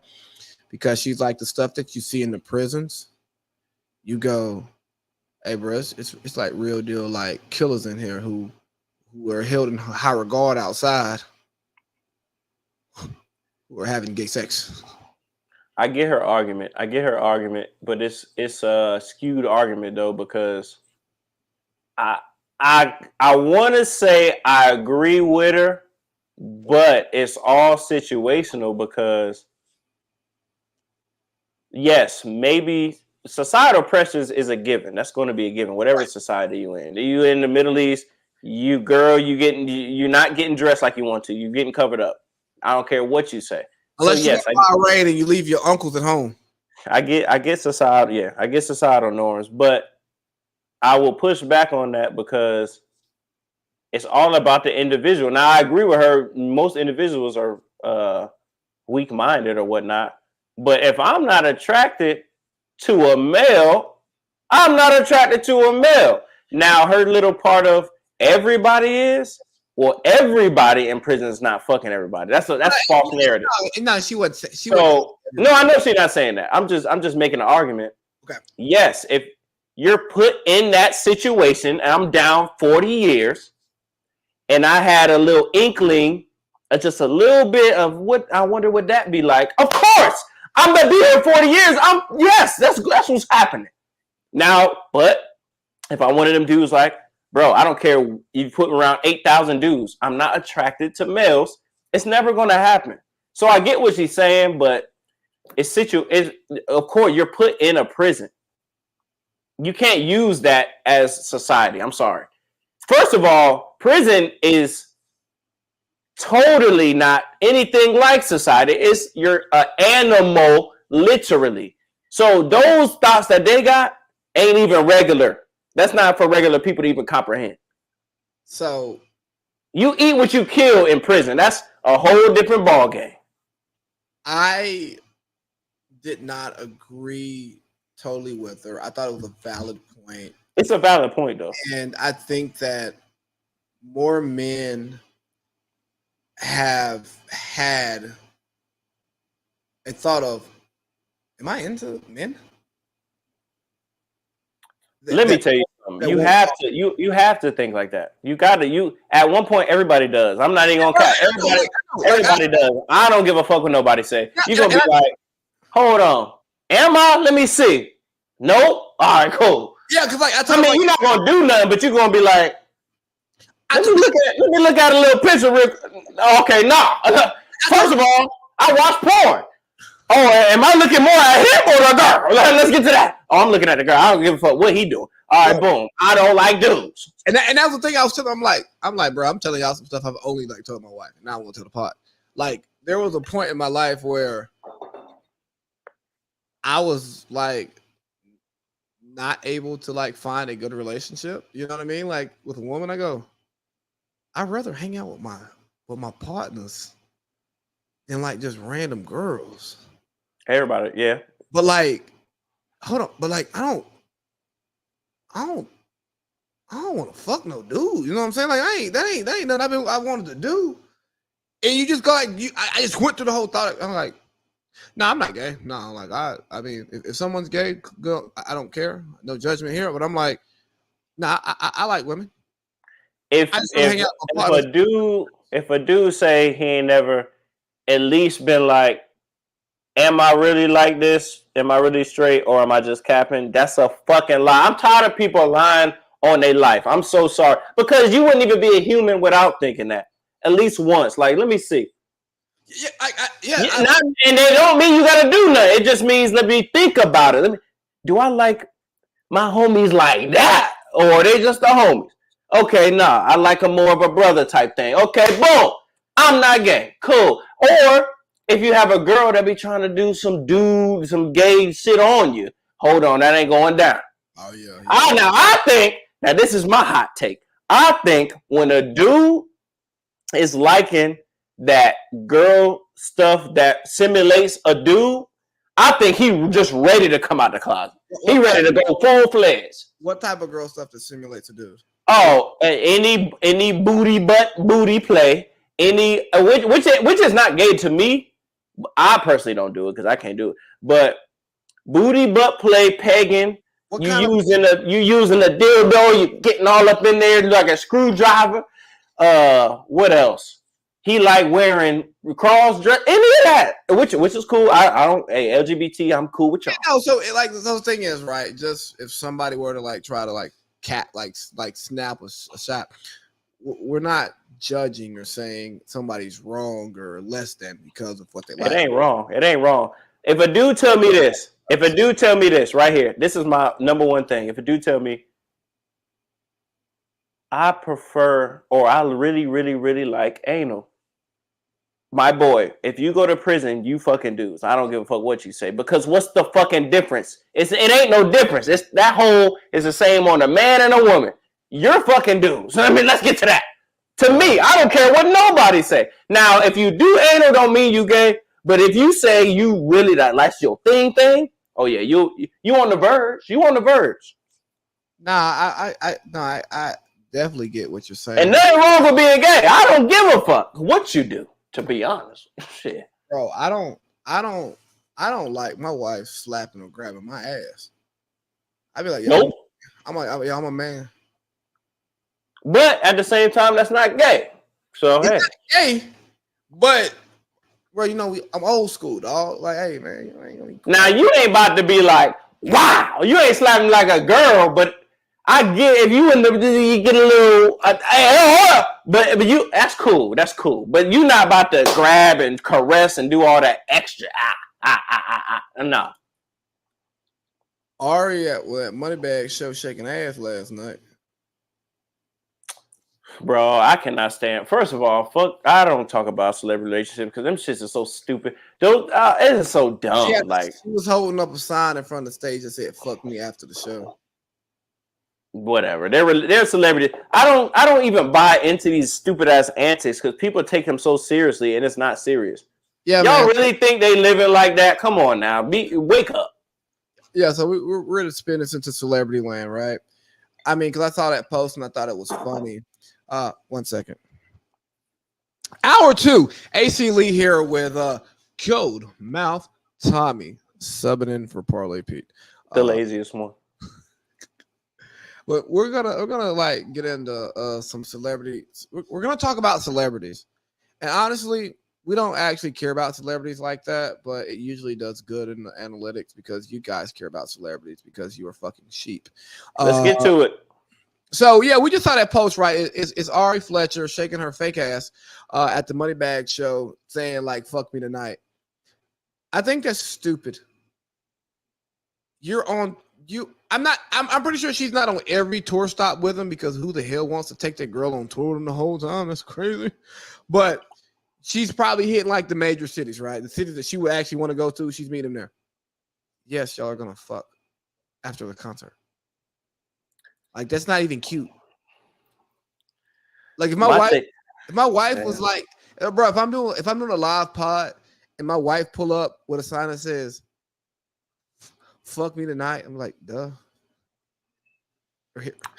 So I think that's all blowing smoke. It's great marketing for simp dudes that's in the crowd.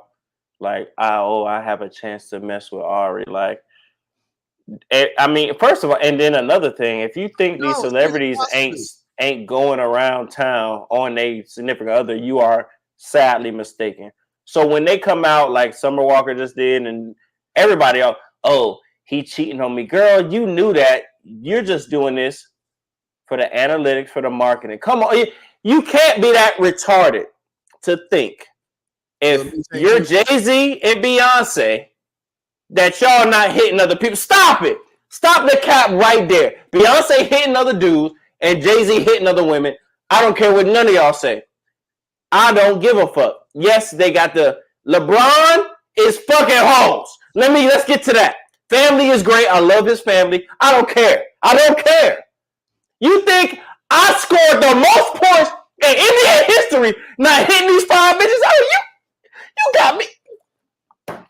What?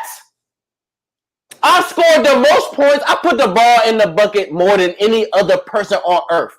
And I'm not fucking hoes? Get out of town. Look, Savannah secured the bag early with Bronny. And I love her because she is actually smart. She's actually what the women think they doing finessing. Savannah actually did it that correct, logical way. First of all, she shut up. She had a kid, she shut up. This is the biggest one. She shut her mouth. Well, no, because if she doesn't have Bronny, there's no guarantee that she gets her spot, right? No, they was married. They weren't married. They weren't married when they had Bronny. Like Bron had Bronny like right after he went pro, like his rookie year, his second year. I thought they got married because I watched the new Shooting Stars. They didn't get married until he got to Miami. Either way, she shut up before and after. So she didn't show no signs of being a talker before they got married. She kept it up when they got married. That's what she's supposed to do. It don't even matter when they got married. She shut her damn mouth. I'm with one of them dudes. Let me shut up. And she probably didn't. No, they probably actually have a loving relationship. I'm not even negating that. All I'm saying is he's Braun. She knew what was going on. He's Braun. And I think she probably hit another dude. I'm not saying she ain't the one neither. I mean, I hit her. He's out of town for. So was Mark Jackson. He's a hit knocker out the park. With all due respect, I hit her. So I mean, that's what I'm saying, and that don't make either of them bad people. I'm just saying, people go about what they want in the totally opposite way that you should do it. Like she did. If you want to stop looking at Kim K and start looking at Savannah, start looking at these girls that you don't know about. That's moneyed up, husband up, ringed up. The problem is though they look dumbass bitches. They look at Kim K, and they don't realize that like low key Kim K is her own meal ticket. You know what I'm saying? Like she carved out a lane to where her dude don't make her popular. Well, So one she's an anomaly though, because people neglect. Everybody neglects that her family already had a name already.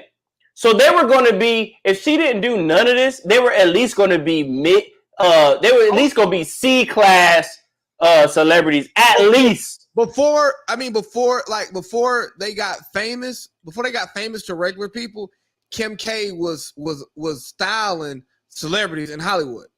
And fuck what she was doing. Her family already had a name. Rob Kardashian is a high profile lawyer. So it's the same thing. So if Bronny never amounted to anything, he's still a C-class celebrity at minimum. Off the strength. Michael Jordan's son is fucking Larsa Pippen. He ain't did shit. I mean, he probably did shit, but he ain't did shit to where it's on the celebrity news. That's what I'm saying. So girls have, I'm gonna do this like Kim. You're not Kim Kardashian because you didn't have the family. It starts generations back. You didn't have the family she came from. Yeah, no, like it's and that's what. And you're not Armenian white. Yeah, and y'all ain't that fine. Like y'all ain't even Drea. Oh, I love me some damn Drea. Oh Lord. But let's talk about Cardi B. She look good. Let's talk about Cardi B. Hey, I'm gonna be real with y'all. We're an hour and a half in. We are on topic. That's it? We're on topic 2. That's it? That's amazing. Hey, so Cardi B threw the mic. She hit one person. She hit 2 people. The charges got dropped. I'm sure a civil suit is coming. I don't really care about Cardi B throwing a microphone. I want to talk about like the level of restraint that performers are supposed to have, and is it ever okay to throw a microphone at the performer? You know what, Tommy? You take off. I'm going to the bathroom. Well, hold on. Right before you go, because when you go, I gotta go. Okay. Did you hear Did you hear these details? The details was Cardi B actually asked a fan to throw some shit on her so that she can react to get a viral moment. If you think Cardi B is Tom Brady, Peyton Manning level accuracy, you got me fucked up. Cardi B, that was a dumbass decision by Cardi B. That's all I want to say. I think what she did is she's like wasting money. Here's actually, I do get the maybe she makes money. Makes money because she did off the virality. Right, but here's what I don't like about these celebrities, right? Here's what I don't like about like hip hop culture, specifically hip hop culture, because hip hop culture is still ran by the streets, and the voices of hip hop culture are still speaking from the streets. The people who are actually funding hip hop, no, they're not the streets, right? But you have these people who talk about you got to understand where these artists come from, the lifestyles they came up in. Hey, dog, you are in corporate America now. It don't matter where you came from. Why do you think it's okay to throw a microphone at somebody? Because nobody care about that. We are in suing culture. You know what I'm saying? Like, you will get sued for that shit, and you will settle, and they will make money. Just because you don't want to deal with the extra shit, so you just settle NDA, boom, boom, boom, boom, boom. But we have, like, dog, if somebody puts water on you, you can't throw a microphone at them. That's not the same. And when you are the performer, you have another level of responsibility. You are expected to be better than those in the crowd. I'm gonna let you react to that while I go tinkle. All right, bet. All right, let's get to that. I'm taking over. You already this lazy boy Tommy, the laziest one. Coming in. Hey, don't forget to not subscribe to Welcome to the Copa. Don't even forget. Anyway, boom. We're drinking on this Beyonce. What I really wanted to get into is that right there. I heard that Cardi B set it all up. Is what I'm saying about this is y'all need to stop caring about relationships with celebrities. Matter of fact, y'all need to stop caring about celebrities' lives because they are doing shit to literally go viral every day.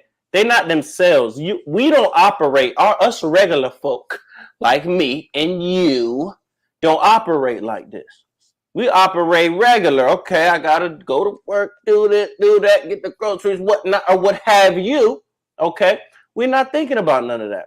Celebrities have to think about being in the limelight every day, being the paparazzi catch them when they going out to Mr. Childs or whatnot, or what have you. You know what I'm saying?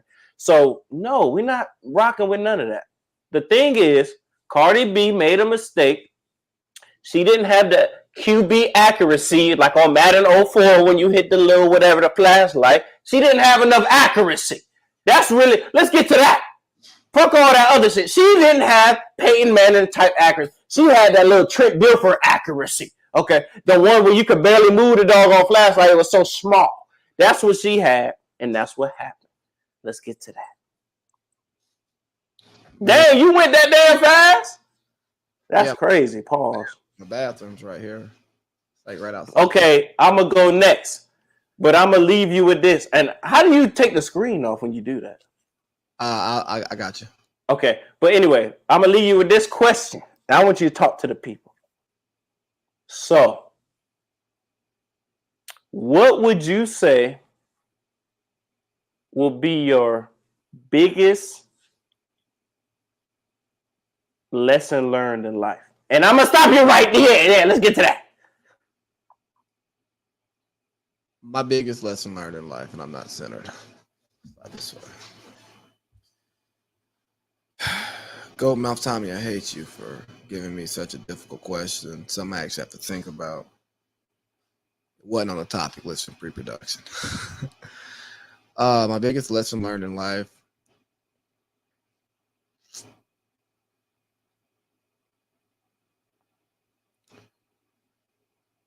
You can only control yourself.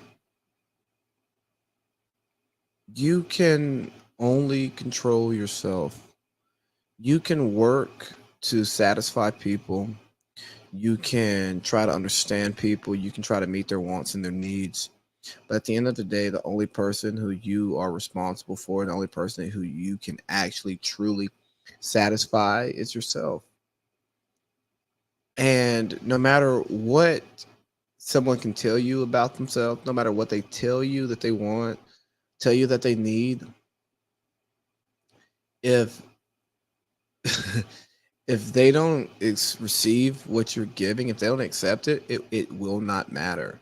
It won't matter at all. And it's one of those things, I think it sounds so obvious. It sounds super obvious, but that's not the way that we live, because we live in an interdependent society. We have the idea of, oh, my life is going to get better because when I find my man, when I find my woman, like this person's going to take good care of me and I'm going to feel better. Oh, this person listens to me. They understand me and it makes me feel better. But at the end of the day, dog, if you aren't going to take care of yourself, nobody's going to take care of you. If you can bust your ass, you can try any and everything out the book to try to make another human being happy. But if that human being is refusing to accept happiness, it does not matter what you do. So the biggest life lesson that I've learned as we bring Goldmouth Tommy back in is that you can't make other people happy. You can only take care of yourself. And he's muted. We can't hear you. That's a cold narrative right there. Okay. I like that. I agree. So you got one, or you want to talk about Lizzo fat shaming and go to and that do all the extra shit? You want to talk about her big ass? Yeah. Hey, so y'all know I don't fuck with Lizzo at all. And it gives me, I hate, thoughts and prayers to the victims. But I love when I get an opportunity like this, because I don't like the personality of a Lizzo, right? I don't like you trying to force yourself on everybody and tell them they have to accept you. And then when they don't accept you, you say it doesn't matter what you guys think, because I love me. And then when we don't love you enough, you say y'all are fucked up because y'all are making me feel bad and y'all are fat shaming me. But allegedly Lizzo been out here wilding, her and her people. She working the dancers too hard. If they ain't getting opportunities to do stuff, if they don't go on her freaky trips, she got people in the red light district telling they need to eat bananas out of women's vaginas. She was fat shaming. How the fat bitch gonna fat shame? That's nuts. No, that's a thing. I've definitely seen fat people shame fat people every day of my life. Like that happens. It's literally insane, but it happens. No. Like, look at that fat bitch. Bitch, you fat. I don't have an issue with fat people fat shaming. Wow. I don't understand what you just said. In the chat. I don't have an issue with fat people fat shaming. I have the issue when you stand on like acceptance of everybody and fat people rights and all of that stuff, and then you gonna fat shame somebody. That's where it's shady. If you shallow and you still big, who cares? Be shallow. Oh, I did. True. I didn't know this was the private chat. I thought this was with the people. Anyway, keep going. That wasn't to you. I know that now.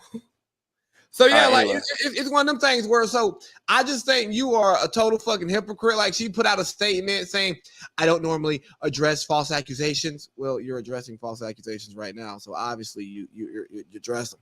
I've not done this, that, and the third. I bet you did. But here's the thing. If you want to be like people talk about this toxic work environment stuff, I don't think people should create toxic work environments. But if the work environment is toxic, but you want the perks of working for that person, you have to accept the toxicity that comes with their work environment. If not, do something else. Like we were talking about what people deserve, right?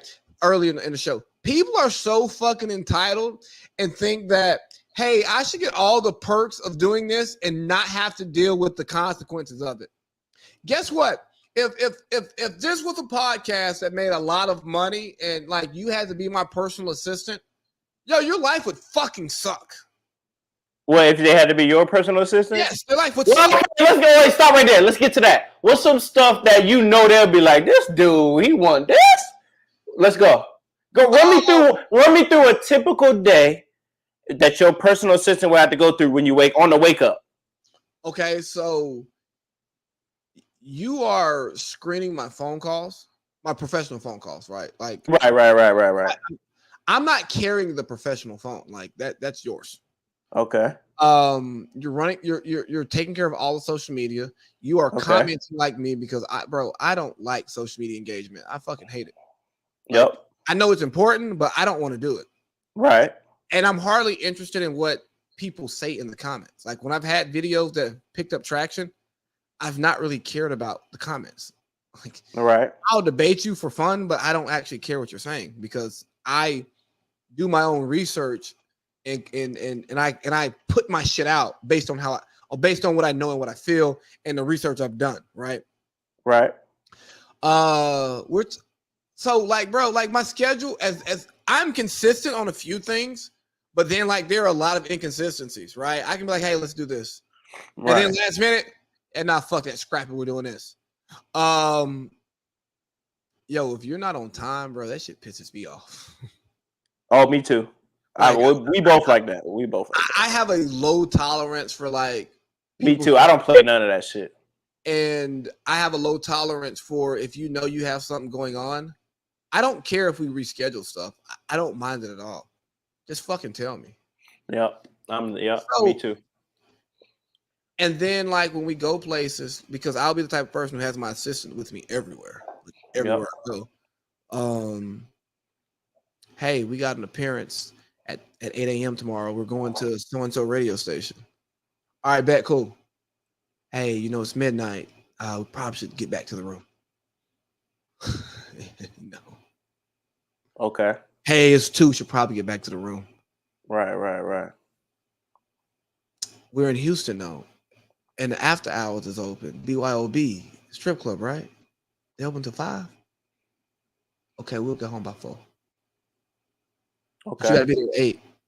Hey, just make sure I wake up. Once you get me up, I'll be fine. So it's just like the little stuff like that. And I mean, I'm moody. I mean, you know that, bro. Like, just fucking moody. And Yeah. it's hard to describe like that stuff because it's not specific. It's like, bro, if I wake up mad or my wife pissed me off, like in the first 30 minutes of my day, I might not be the most pleasant person for the rest of the day. Right. No, yeah. I would say, yeah. My thing would be on the wake up. The first thing they're gonna have to deal with is that I wake up early and do not say shit to me when I wake up. I'm gonna do my little run or whatever. Like I got to get my mental right in the morning, early morning, like on 4:35 shit. Oh yeah. After that, we good to go. Yeah, I'm a natural early wake upper. Do that, boom. After I get my little tea, we good to go though. So boom. The thing they would have to deal with is on time, like you just said. I'm not late to nothing. But you also have to be able to go with the flow. If I'm gonna make a whole bunch of audibles and you're gonna do it, like I don't give a fuck. Like, hey, you're running over time on this. I don't give a fuck. Hey, schedule out the other shit. Do whatever you gotta do to make it work in the plan. I'm not micromanaging you. Hey, okay, you running over at this place. Okay, well, if you can get this on that Friday and it's already Wednesday, do that. I don't give a fuck. Do it up. Another thing is, they just have to be. They gotta know you, and they gotta like. You're gonna build a connection because you have to if you're gonna be my personal assistant because you gotta think like me or as if you think I would think. Yeah. So certain shit, you're gonna be probably ordering a lot of wings throughout the week. I'm sorry, a lot of wings, a lot of all flats throughout the week that you're gonna be ordering, and we're gonna do a lot of that. We're gonna do a lot of. I really never been a late night person, so when I want to get it in. No. The only reason I was a late night person is because it was going down every day in Atlanta. That's a whole different party. If I don't got no help with staying up all night, niggas is going to sleep. I love day drinking. I'm a day party, day darty, all that. No, you're right because it would be days me, you, and Boink would be together. And if we ain't have no motion coming through, it'd be like 12 o'clock on a Friday. Hey y'all, I'll catch y'all. Bro, I'm gonna stay up, but I'm gonna stay up and watch Martin or something. I'm not gonna do it up. I'm gonna just be up. We'll do this again tomorrow. Yeah, I'm chilling. Maybe they'll come through. Bro, if I'm starting at 10 a.m. drinking one of these Yancey's, how the fuck you expect me to go to 3 a.m.? Hey, question, real quick. I'm on 2 questions. Male or female assistant? It has to be a female. Men are retarded when it comes to that type of stuff. Do you care what she looks like? Yep. The only reason I personally don't. The only reason I do is because of the optics. Well, cute girls get shit done. You can't have an ugly assistant unless she's like establishing the game and like she got a rep.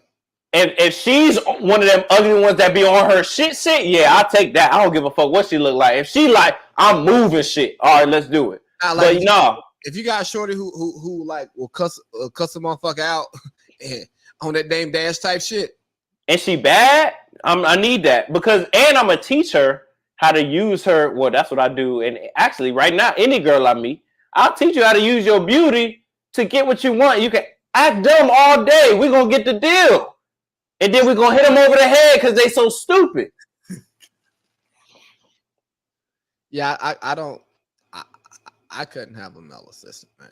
I'm sorry. Dog. That's how niggas set up niggas. Oh, yeah, hey, man, go out on a date with that stupid ass nigga, man. Go out on that date real quick. Oh, yeah, just tell him everything you want to hear. As soon as you get back here, I'm going to be right there. That's over with.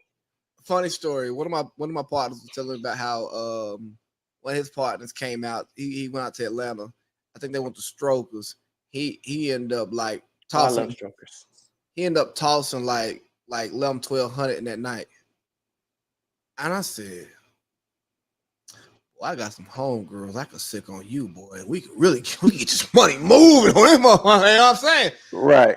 I go, oh, that's pimping. Not a pimp.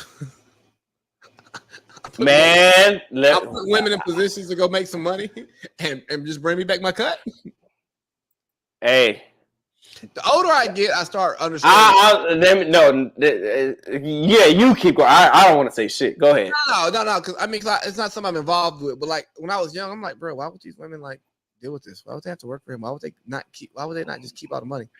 Oh, because they can't afford the lifestyle that they want. So nope, that ain't it. Think about it and your cerebral. Think about this. I'm serious. Women, and it's gonna sound crazy, but it's the truth. When you have sex, right? Who's doing the fucking and who's getting fucked? The woman is getting fucked. What I mean by that is take that and expand it. Women are used to getting used. It's in their nature for whatever reason. They get shit done to them. We do shit to them. It's just what it is. Whatever. Boom. So when you take that back a notch and you be like, this girl could pimp herself. Like, why is she? Women need, or let me not say need, they want people, men, to tell them what the fuck is going on and what to do. That's why they don't like nice guys. If I tell my girls, no, you're not wearing that tonight, fuck what you talking about. They like that shit. The dude who's like, just do whatever. Oh my God, whatever. They don't fuck with him. They leaving him for me. They leaving him for me. Right. That's what they doing. And that's so crazy. Like, bro, it's the nature of law, bro. It's a law of nature, the nature of law. Like when you're actually like a relatively nice guy, not even on some nice guy shit. It's on some. Yeah, I'm a nice guy. I've been through it. That shit don't work. It don't work. I know. That shit don't work. When I started talking greasy like I really wanted to talk, that's when I got the most bitches. Because and another thing is like when you play the nice guy role, bro, they think like this nigga sweet, not gay sweet, but like I can just do whatever I want. Go, no, I just have manners, bitch. I got manners, and all this shit over here that you was doing, I don't care about. Like I don't care. Do you think I should blah blah blah? Man, do whatever you want. So that's a good point that you just made right there. Because I'm definitely at the point now where it's like I've pretty much always been like this, but I'm even more on, bro. I don't give a fuck what you do, man. I really don't. It's unless, because I don't care about people. You know how girls be like, just don't make me look stupid. I don't care what I look like to everybody else. I care about my own, what I stand on in my own body. You will not disrespect me to where I think, oh, you coming at me like my soul, my whole, hell no, that's not what's happening. So, hypothetically, if I got a girl, we've been going girlfriend, boyfriend for 5 years, she cheat on me, boom. And I don't know it. And it's been another 5 years, so now we 10 years in. She cheated 5 years ago. Bro, who gives a fuck? Oh, bro. Unless I find out. Now it's a whole ball game after that, though. Now I'm gonna leave you where I found you. That's different. So, because girls are smart. Before you go, girls are smart enough to cheat. Dudes aren't. Girls are smart enough to cheat, and you will never know. The fact that I knew means you give no fucks about me, because girls cover shit up better than anybody on planet Earth. Anybody. You're striking a nerve, right? Because like, I've had this conversation like with my wife, and she's like, so if I was like cheating on you with some other dude, blah blah blah blah blah, so what you gonna do? I go, well, it depends. How do I find out? Do I like catch you in the act? Do you right? Do you tell me years later? Because if it's just in your phone, I'll never see it because I'll never go through your phone. Right. Well, I won't know. And it was a weird conversation. So she's like, "You'd be okay with me cheating on you if you didn't know?" Oh yeah. I don't know, Bro. What is one of my favorite songs? You know this. I don't wanna know. Mario, come on now.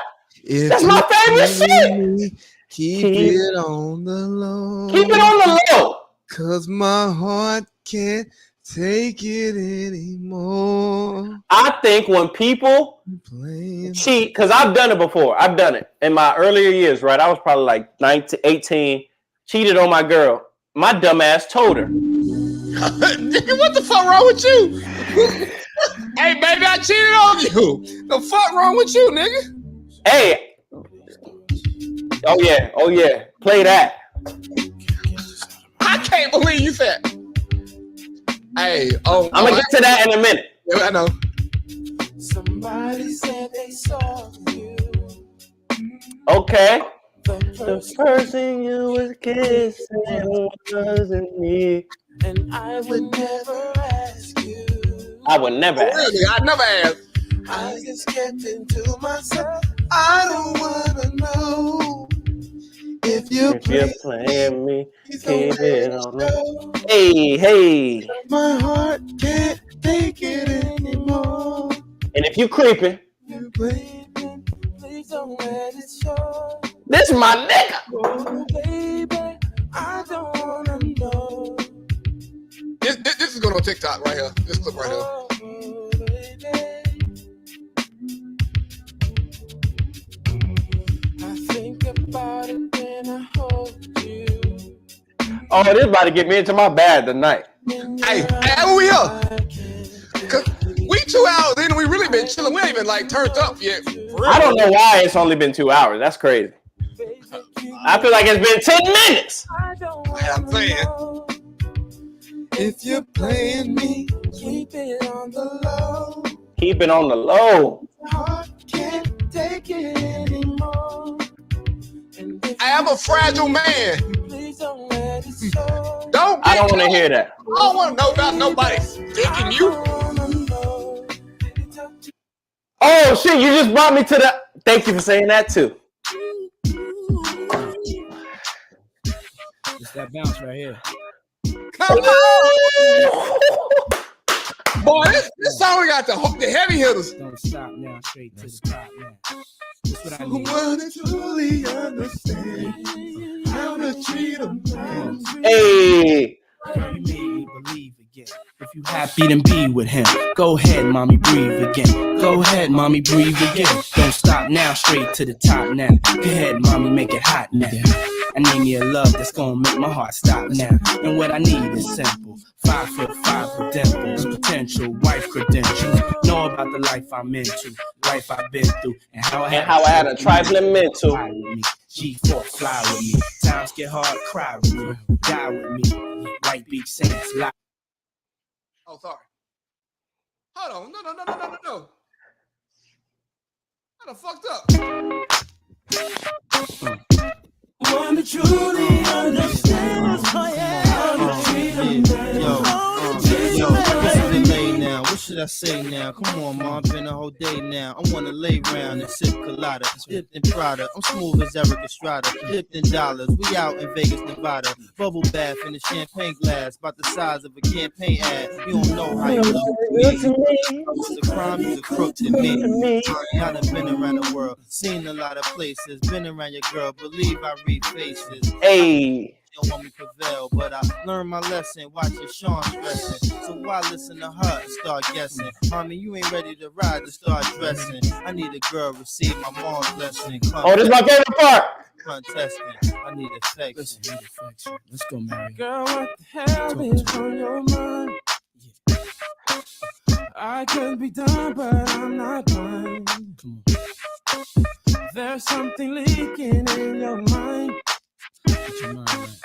Don't look too good for you and me. Always getting weak. That ain't what I need, baby. Is a pretty woman next to me. Oh, please, baby. Share the dreams that I believe. I need a girl in my life. I need one. Start a family, baby. freedom. It's that shit, boy. Oh Lord, this is. Oh, that's when you start doing that. Last. So let's stop the pain, stop the rain, put stress to rest, girl. Stop the games, name the spot, mommy. I got the plane, road too rough. I got the rain. I got some things known to put rocks and rains, push 100-foot yachts and things. Your man don't play. Have you ever been to Central Pay. play a mandolay? Girl, I wanna just look in your eyes and watch the sunrise. No more lies, no more tears to cry. No more reasons for leaving. You, I believe in. Love you to the day I stop breathing. I love you, girl. Come on. Yes, I'm a pretty woman next to me. Standing next to me, girl. Pretty dreams that I believe. When I Wake up in the morning. on a family, I want to see you. on the truly. Really understand. That's what I need. Yeah. Next to me. It's a sacrifice. To share the dreams Yeah. I believe. I know YouTube ain't fucking with it, but I don't give a fuck. Hey, is Diddy like the best dancing, non-dancing ass nigga ever? Yes. Hands down. Like, I get that Chris Brown can do backflips and France. No, I like the non-dancing dudes. That's what I be like. I'm like that. Cause like Diddy be doing shit that a normal nigga do, and that shit be looking real fly. Mm-hmm. You just gotta be rich to do it though. Cause if you ain't rich, it don't look as fly when you ain't rich. You got to be swaggy with it. You got to be swaggy. Definitely. I remember that one night, me and Boynt got down the shake your tail feather dance. The I think I remember that. bruh, never again. One time, still can't get it right. I don't think any of us should be doing the shake it tail. I'm just talking about that shit. He swinging his arms and shit. Right. No, he can only make that look good. Bro, I'm not shaking no tail feather. We talked about that earlier. Y'all, here. Now, the funny thing about this, right? Like the way we just kind of went crazy on that shit, dog. The three of us could listen to all the best Diddy features all night long and not leave the house. Bro, if I tell girls this too. If I have good music and it hit and drink and whatever food, whatever, I'm good. I don't need to be no fucking where. I've always been like that. Everybody come over here. Like I don't gotta go out for this shit at all. I can listen to this shit by my damn self all day. Your senior year of college, you rarely went out, buddy. It was over with after that. My senior year, it was just like, what do I like to do? I like to get drugged up, whatever the fuck I'm doing, and staying in the crib. Who coming through? Oh, the homies or them. Let's go. That's what I'm on. That's it. I did the going out freshman, it's probably more sophomore, junior. That's it. I went out freshman because it was new. It was like new. Freshman year, yeah. You went out some freshman.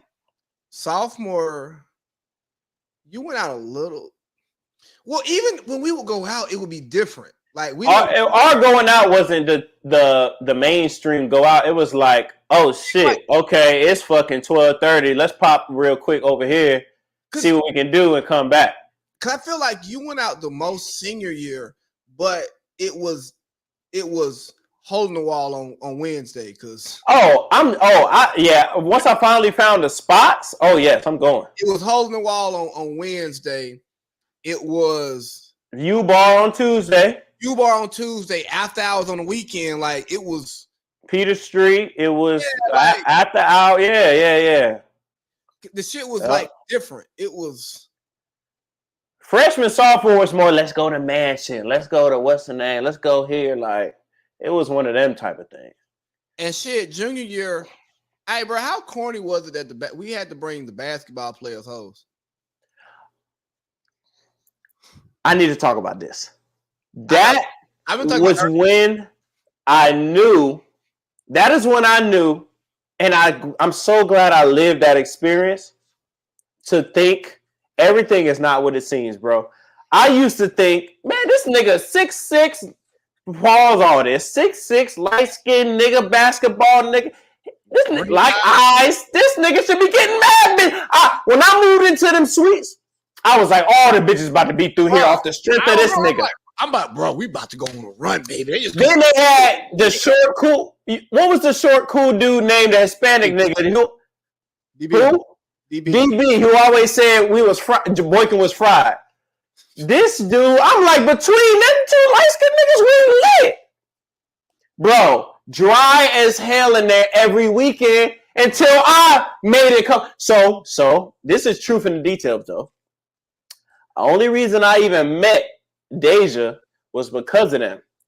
So I guess they knew her. Boom, she came through. I only needed one day. And we end up being best of damn friends. That's my home girl. I mean, to this day, that's my girl for life. But that's like, I was like, bro, y'all don't have no girls? Bro. And then they'll start asking me and us, what y'all got going on tonight? What the fuck? Bro, it was so many nights.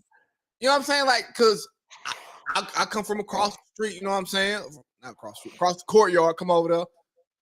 Oladipo, what you got tonight? Where they at? No. 6'7", 6'5" ass niggas. Where they at? Y'all on the basketball team. Bro, I never understood that until I seen how they interact with women. That's when I seen, okay, that makes sense. Yeah, and I one of my partners, right? He played basketball overseas, right? I fuck with him all the time. I go, bro, y'all basketball nigga, bro. Y'all really lame. I'm like, come on, bro. I'm like, you're not. You're cool. You just happen to be cool. But like, most of y'all ain't had to work hard to get women when y'all was young. So then when you get older, bro, y'all just be corny. I just talked about this the other day on my last stream. Like ugly people build more character because they actually have to be a person and a personality to connect. Because like, look at like that shit that Paul Pierce was doing with the girl in Vegas the other week. Not when he was on the show with KG, which was just despicable. Like, bro, get the fuck out of here. But when he was like at the table and he trying to like holler at the dealer, it's like, Paul, she's at work. Like, right. Like, stop. Like, and she has a job to where, like, if you make a bunch of money on this table and then you pop her, she will get fired and she will never work in this city again. Right. Because they will say it was shady business. So, like, bruh, stop. And you just like hear the shit he's saying, you're like, oh, bro, that nigga lame. But like, I've gone out with my 6'5" partner, right? And I've watched how the women just kind of just slowly like linger around us. And I go, dang, bro, that's what it's like when you 6'5". Like, they really just come in your face. You know what I'm saying? Like, pause.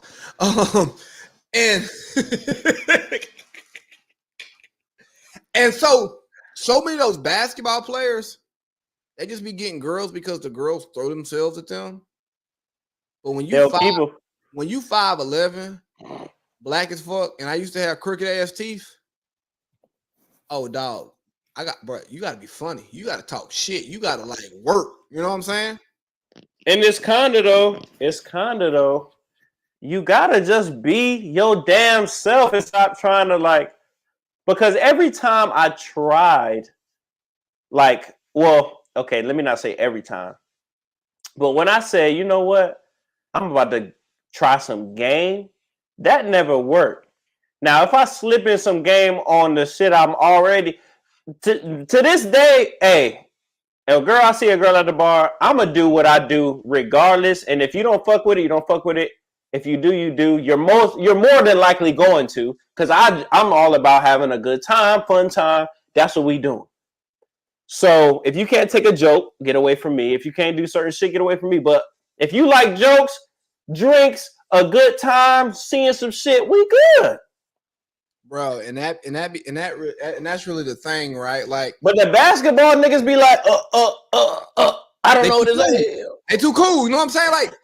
Like I hate too cool niggas. That's my matter of fact. That's my pet peeve.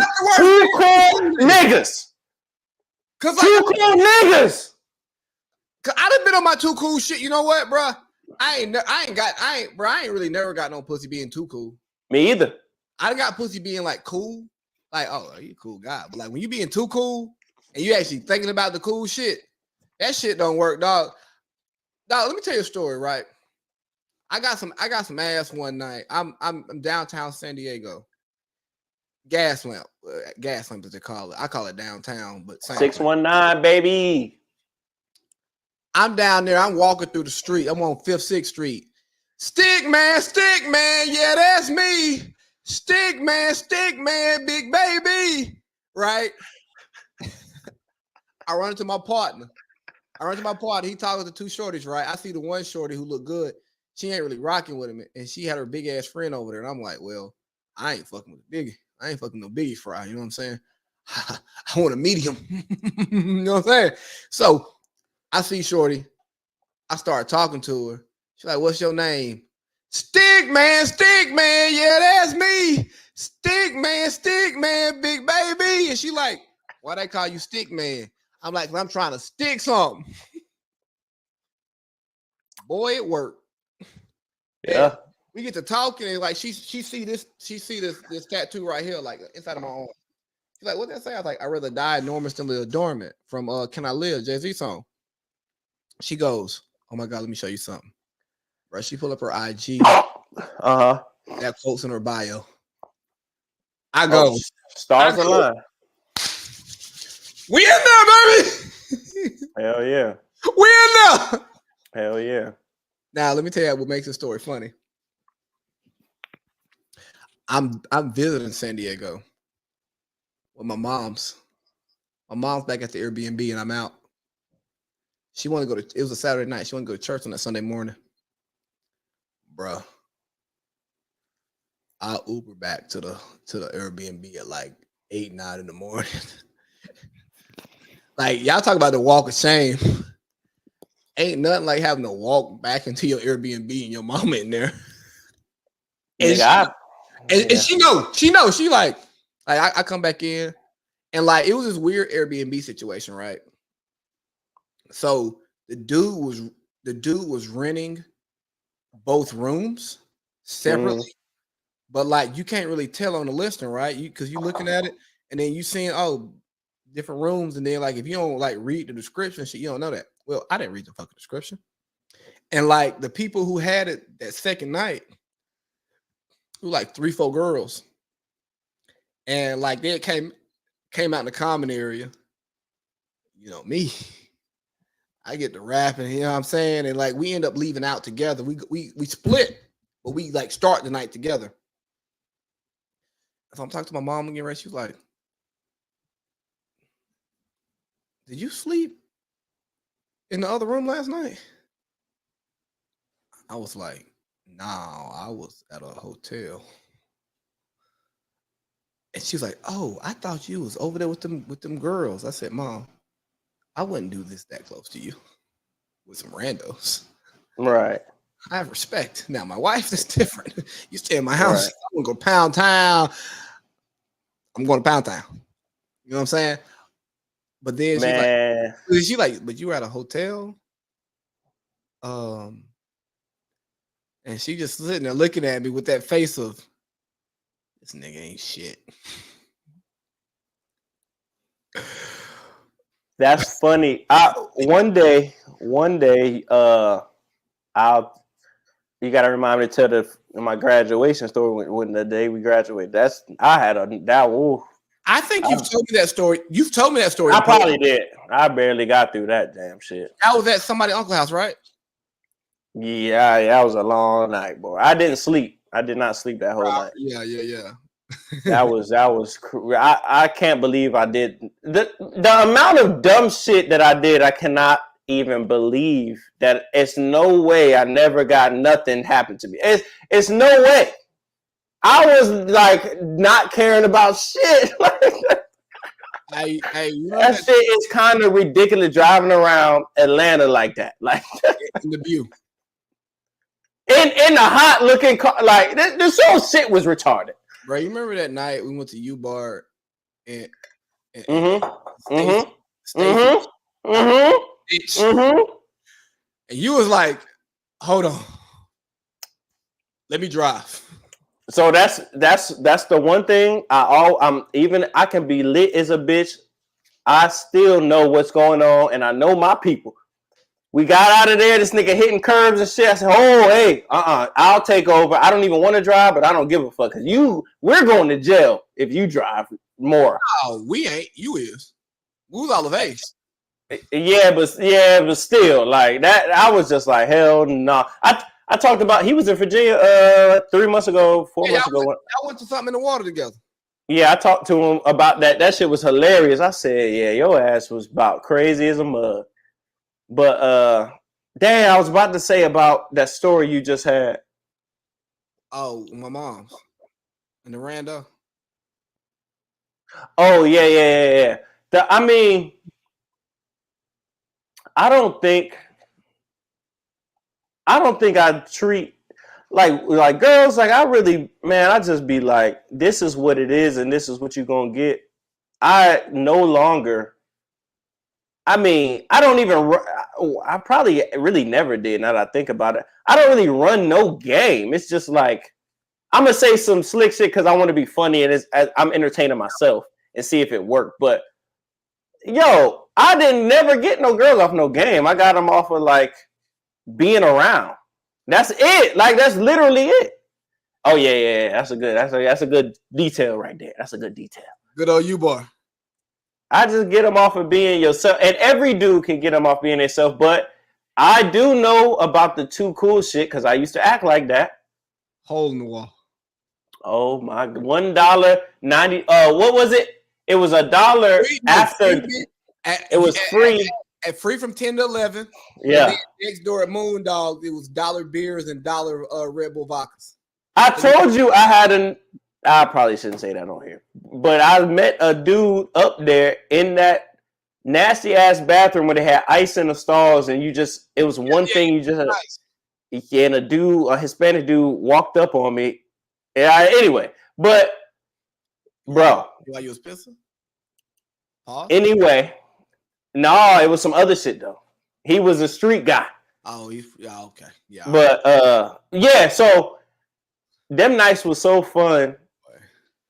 And the girls, like, I don't think nobody ever ran game unless they wanted to entertain themselves. It was just, they just happened to fuck with you. Well, but no, I know, this is what I was about to say. I know about the too cool shit because I used in Virginia, you gotta be too cool because that's the only niggas bitches is checking for. Oh, you gotta be acting like you. Oh, I'm just in the cut and I'm over here looking whatever. You gotta listen to Pusha T. You know what I'm saying? No, don't nobody fuck with it. So that is a misnomer. Don't nobody just bang Pusha T around Virginia. That's not the case. Niggas is listening to Chief Keef before they listen to him. But what I'm saying is that too cool shit gets you nowhere because I used to never be like, man, I ain't finna dance in this bitch. Man, I ain't finna, what? I'm about to be in this cut. We used to literally go to parties to sit on the wall and look and do this. Okay, yup, she look good, yup, and go home. Man, once I got out of that bullshit, when I go to the bar now or the club, man, I'm getting what? I'm in there. I feel like falling in love. Bro, I'm having fun. We gonna fuck up tonight. Why is you going out without having fun? Bro, yeah, nah, like that's really what's wrong with a lot of niggas now, bro. And I'm saying niggas, I think like black people, bro.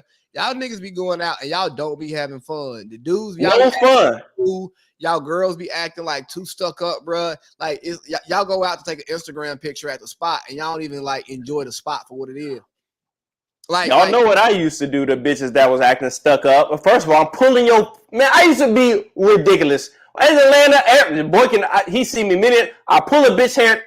Hey, what's going on? I used to do that for fun though. Pull her hair, she turn around. What the fuck? And I'd be like, oh, I just love your pretty hair. She love me after that. I disrespect a bitch real quick. Ain't nobody trying to get your. Oh, how you doing? What's your name? I ain't got no. Oh yeah, all right? We about to get into it now. We into it. And that shit worked. No, it worked because you're not going to act like You could just talk to me any kind of way, and I'm just gonna be like, "Oh, you're so bad, I'm gonna leave." Bitch. Bad bitches get fucked too. Bro, once dudes get that through their head, they'll be much easier. The thing you got to do is you just got to like pop a baddie, being yourself, and then after that, bro, you good.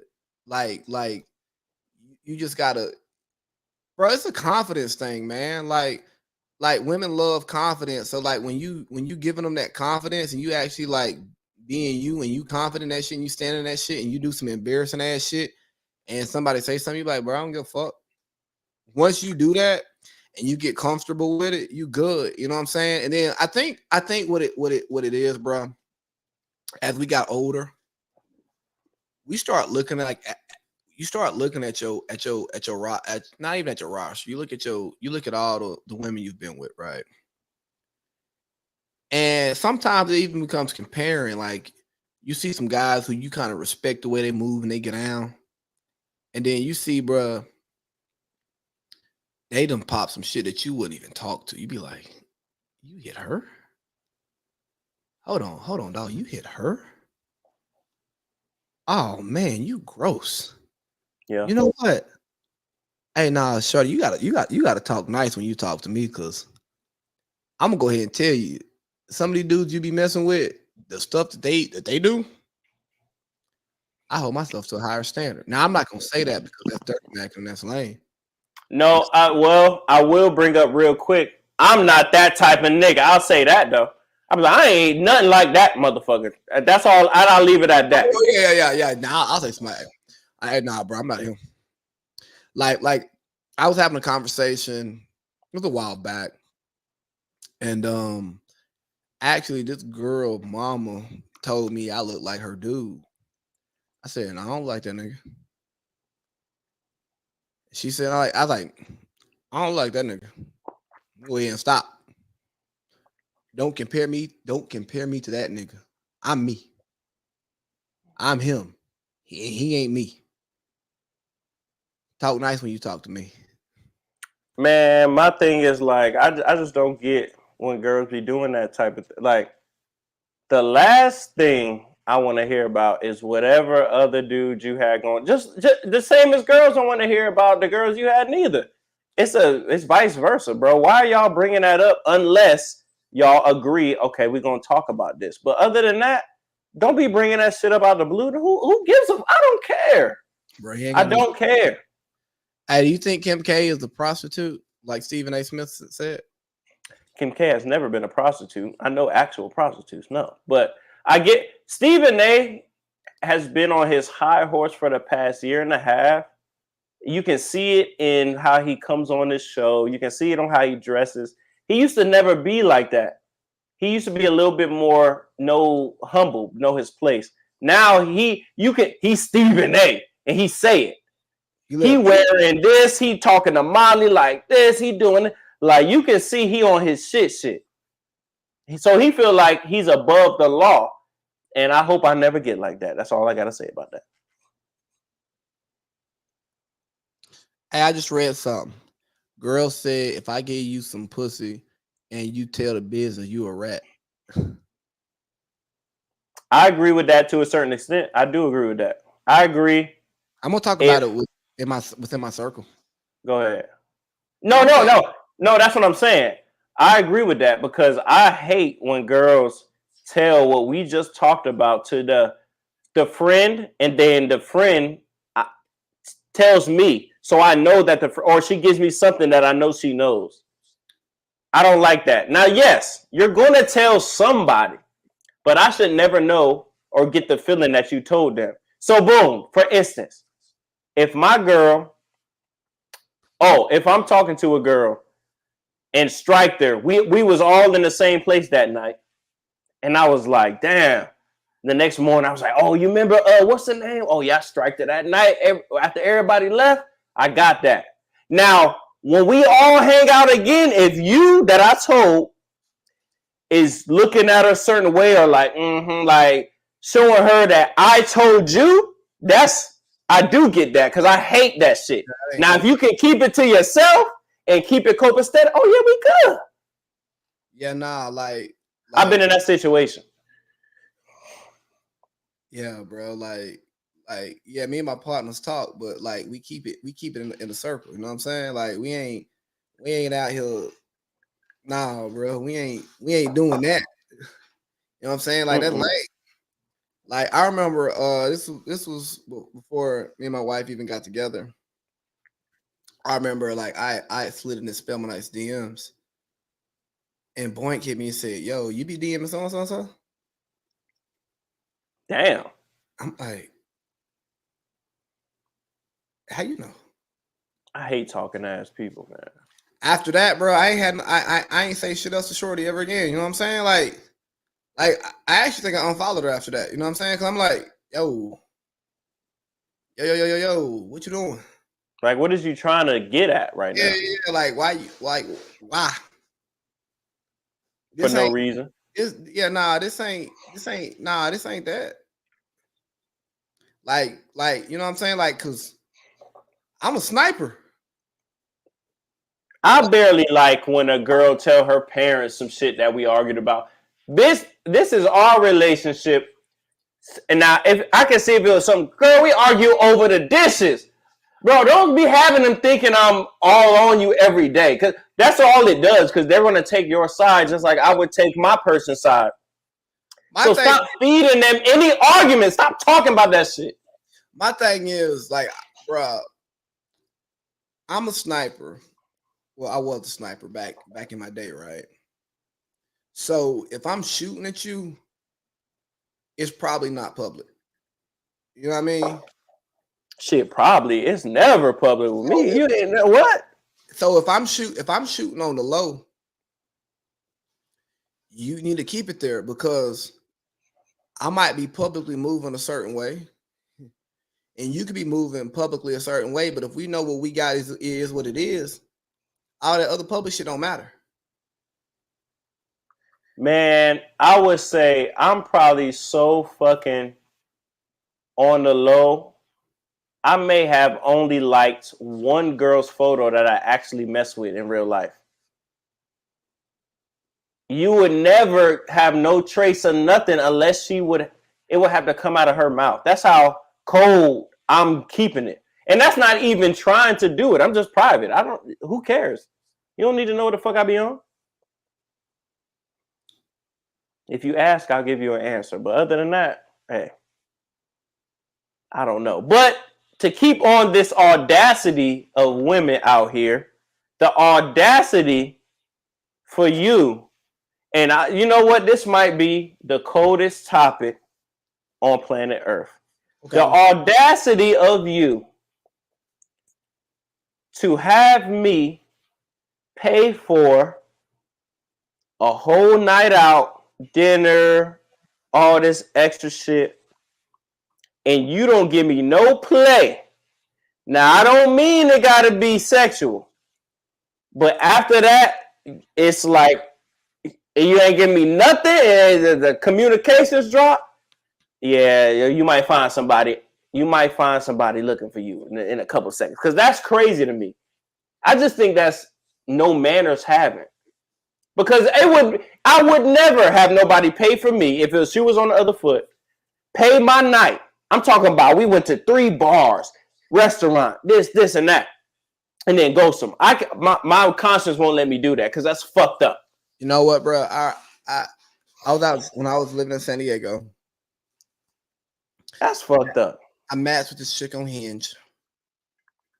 We end up going on a date. I take her to this Spanish spot. She ordered her meal, and like I ended up getting like the most expensive thing on the menu. Not because it was the most expensive. It's just what I wanted. It was the blackened paella, and it was only like it was like $30-$35. It wasn't like nothing crazy. You know what I mean? She then changes her order to the regular paella after I get that.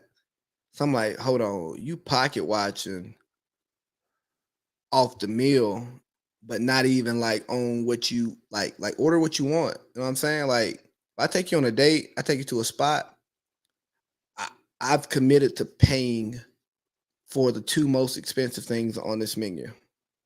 Basically. Because I wouldn't bring you here if I couldn't afford whatever it is you want to eat. Yep. And so we end up having like 3-4 drinks a piece. That tab is like almost 200. Then we go to the club after, and like all she want to do is like face dance. She ain't trying to turn that thing around, and she ain't trying to come back to the spot. I'm like, you know what? First date, whatever. Oh, I gotta write that down. We go on the second date. And it's around Valentine's Day. So like the spot we went to, it had like this Valentine's special with a wine flight, and it wasn't like the bullshit like wine pour, right? It's like a full wine serving. Right. But it's like the flights. And this was before I was really drinking wine. So like I didn't know what kind of wine I like. I ain't know none of that shit about no wine. Mm-hmm. And so I didn't like the flight. So she ended up getting my flight. And she goes, "You should try another flight and just get these wines." I go, "No, I'm gonna order drinks that I like now. I'm drinking liquor."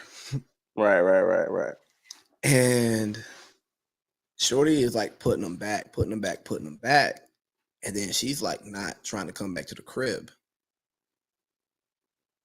So like in 2 dates, bro, I ended up dropping them to like 500. And that's what I mean. And I'm not saying because I spent $500, you got. I'm saying it. Not fuck. But like, hey, at least let's come back to the crib and kick it intimately in private, and like, you know what I'm saying? Let's like actually break this touch barrier in private. Like, you know what I'm saying? Like touching a girl in public is versus touching her in private is a whole nother thing. Like, let's be on the couch. Like, you know what I'm saying? Like, let's lay together. Let's watch a movie, all this other shit. You ain't trying to do all that. Facts. And then she hit me up like, what you trying to do this weekend? Nothing.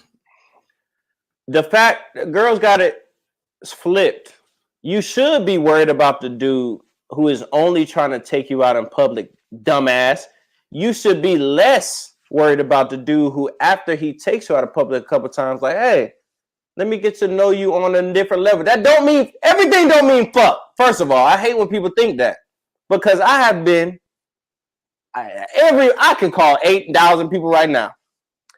They've been around me all types of days, and it took way long. I'm damn near like a girl. I probably won't strike for a while. And you can sleep over, you have some shit in the shower, you damn near live here. And I won't try you. Because I naturally, for me, it just got to be in the moment. I'm an energy person. So I might not even try to strike you that night or the next night or 3 months from now. But we will be coming over the movies, the whatever, the cooking, all that extra shit.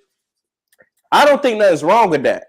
And my question to you was, okay, I just wrote down, what is wrong with girls having a problem with you meet them, hey, you want to come through?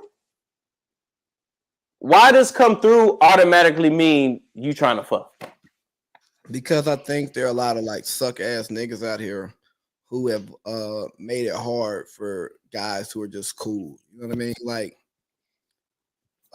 hey dog, I got a stocked bar at the house, and I got groceries, and I like to cook. Like, but because of the creeps out there who go make you so uncomfortable that if you don't do nothing, you ain't go, you know what I'm saying? You don't want to put yourself in that situation to like be somewhere that you can't easily pivot out of. Like, I do get that on a girl's perspective. I had girls stay in my house and stay in my bed, bro. And we slept back to back and didn't touch each other. You know what I'm saying? Because like you wasn't on that. I ain't gonna just be no asshole and be like, hey, yo, sleep on the couch. But I had a one bed. Like I definitely had that happen. Like I had a one bed. So like it's only one bed in here. Well, I gave girls my bed, and I sleep on it. Well, normally I sleep on the couch anyway, but I let the girls take the bed by her damn self. First of all, ain't nobody pressed. Who gives a fuck? Bro, I done gave girls my bed. I slept on the couch. I done gave girls my bed. I slept on the air mattress. Like Like my thing is, yo, like again, back when I was single, is yo, you're safe here. I'm not gonna do anything that you don't want to do. And I mean, bro, even when we was in school, bro, like I might have you know what I'm saying? You have a girl come over after the club or after a party or some shit like that, or you had to kick back and she ended up staying, and then you trying to pop and she ain't with it. Hey, I'm not walking you back to Spelman at 3:00 in the morning, and I'm drunk, so I'm not driving you back either. But like, you can stay here. Like, I don't like. No, I'd rather you stay here because I know you're gonna be safe here. Like, I don't want you walking back. Right, because if I was a creep like that, then I would never have bitches over there. Which that everybody know that wasn't the case. So obviously, I was doing something right. So the whole thing is. That's to be honest, yes, dudes is creeps, but it's still on the girl because you should get that vibe the first 30 minutes that you over a motherfucking house. Yeah. Easily. I could easily spot it. Easy. I'm a dude. I could easily, if I was a girl, I could be able to spot it. Exactly. If he doing certain things that you feel uncomfortable, he trying you all this extra shit. Now everybody has their days where that was I was horny that day. I'm not talking about that. I'm talking about a regular day. Yeah, everybody's done it. Everybody's done it. I've definitely made a girl feel uncomfortable. Everybody's done it. Everybody has made a girl feel uncomfortable. But I'm talking about when that's your thing. Like, whoever walk in this door, I'm trying to fuck. I'm talking about them niggas. Yeah, nah, they weirdos, bro. Like, that's different. Because like when I was actually like single and entertaining women, I'm gonna let you know like up front, like, hey, I would like to have sex with you if that's what you want to do. But like, I'm not gonna I ain't gonna be talking to you about sex, bro. Like, I ain't gonna just be trying you out. Like, I want to let you know that that's something that I want to do, and because of the way that I carry myself, I'm not gonna be on some super sex having type shit. I mean, just like you just said it. First of all, what did they say? Hey, Cook, I gotta pee again. Go ahead. What they say is 80% of communication is nonverbal, right? So that's how I operate. I operate all nonverbal. I probably never told a girl I'm trying to get it in. I probably never said that. Maybe once or twice. I'm never gonna say that. Nonverbal. If I'm getting the vibes, you getting the vibes. First of all, and I stopped making the first move on a girl since 92. Let me tell you that. I don't make no first move because there's a lot of, I've been in people know the situation. Don't worry about nothing. All I'm saying is ain't no first move being made over here. So you're going to have to really show me that you want to do something, and then we can get right to it. But other than that, we're not going to get to that. Let's get to that. Oh, that's all I'm saying. That's all I'm saying. The vibes is, and I don't never misread my vibes. I read it because I don't try first. So even if I do misread it, I ain't trying. So hey, unless you pull stick out, unless you stick game, it's over with. And I've had some aggressive girls. The aggressive girls, it's really easy to tell. They just pop in, pop right out, pull it out, whatever. You know what I'm saying? I ain't on none of that. I mean, I am, but you know what I mean. You know what I mean. Okay. Anyway, I don't know what we on. I wish I could watch this. We on YouTube and Facebook. What is the chats going on or what? Like, anyway, this is what I'm thinking though. This is what I really want to say. Shout out to everybody out of there. I hope y'all have a great Saturday night, Sunday morning, brunch, all that, parties, everything going on. I think he coming back, but look, that's all I want to say. Start being real with the people you talk to and just say what you thinking. It's really easy. People be making fucking relationships so hard, or friendships, anything be so hard. Just say what you thinking, see what they come back with, internalize it, and then move on or make it work or do whatever you want to do. It's really easy. The problem with relationships is everybody try to keep their shit to themselves. I don't want to tell them. I don't want to. Hey, just say the shit. Girls always be like, well, if you would have just told me that you like other bitches, maybe we could have made it work. Bullshit. I think that's bullshit. But I'm going to tell you straight up. Hey, look, I'm talking to you right now. I'm also, hey, you know me. If I was talking to you, I'm talking to her. I'm talking to her. Hey, It is what it is. But I like you more. You number one right now. Let's get that. Bro, let me tell you a funny story, right? We was in college, had a couple of like chicks over one night, and they were saying, you know, I just wish guys would be honest and just tell the truth, right? And I say, no, you don't. They're like, yes, I do. I go, okay. Well, we're being honest. The three of us want to have sex with the three of you. We don't really care which one of y'all it is. And and we're listening to y'all. We're playing these games. We're drinking with y'all, having fun. But ultimately, we just want to have sex. And she goes, oh my God, no, like that's too much. Like, why would you say that? I go, you want me to tell the truth? I'm telling the truth, right?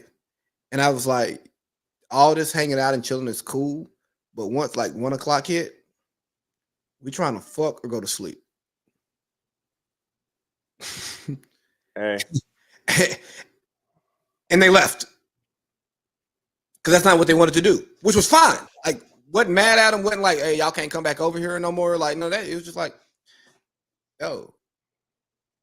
I mean, you can for sure be like, you can't come back. I don't. This little social norm, I don't give a fuck about. Yeah, you probably can't come back over there after that because, hey, I might not revisit it. But you're right. I don't feel entitled to it because I don't get. Oh, it's whatever. Go, like, get the fuck out home.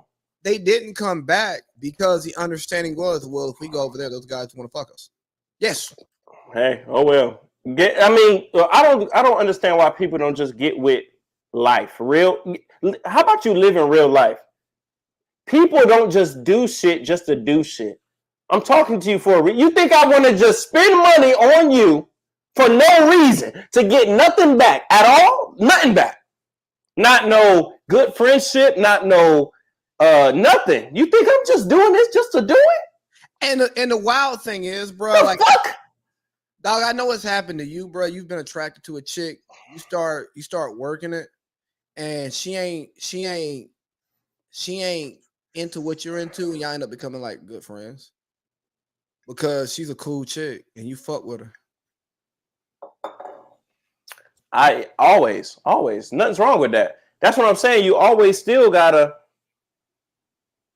be something to me. Like, you're just not about to be taking advantage. I'm not getting you. That's what I'm not doing. I'm not a simp. I'm not no trick. We're not doing none of that. You got to be giving something to me that I like, friendship wise or conversation wise or not. Sex is the last thing. That's the absolute last thing. It got to be something though. Yo, dog. I used to say this shit all the time when I'm single. Like, yo, I'm a bad bitch. Everybody just can't fuck me. What the fuck you talking about? I'm saying, like, people think, and my problem is I run into a lot is I'm going to pay for if we go somewhere. So girls take that to where I'm trying to talk to them. And I'll be like, I was going to go here anyway.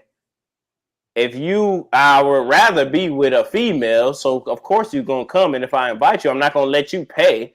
No, so exactly. That does not mean that I'm trying to extra talk to you. That don't mean shit. I'm already like this. You did not make me pay for some good shit. I'm already moving around. I had a budget. I had a budget for tonight. I wanted to do what I wanted to do.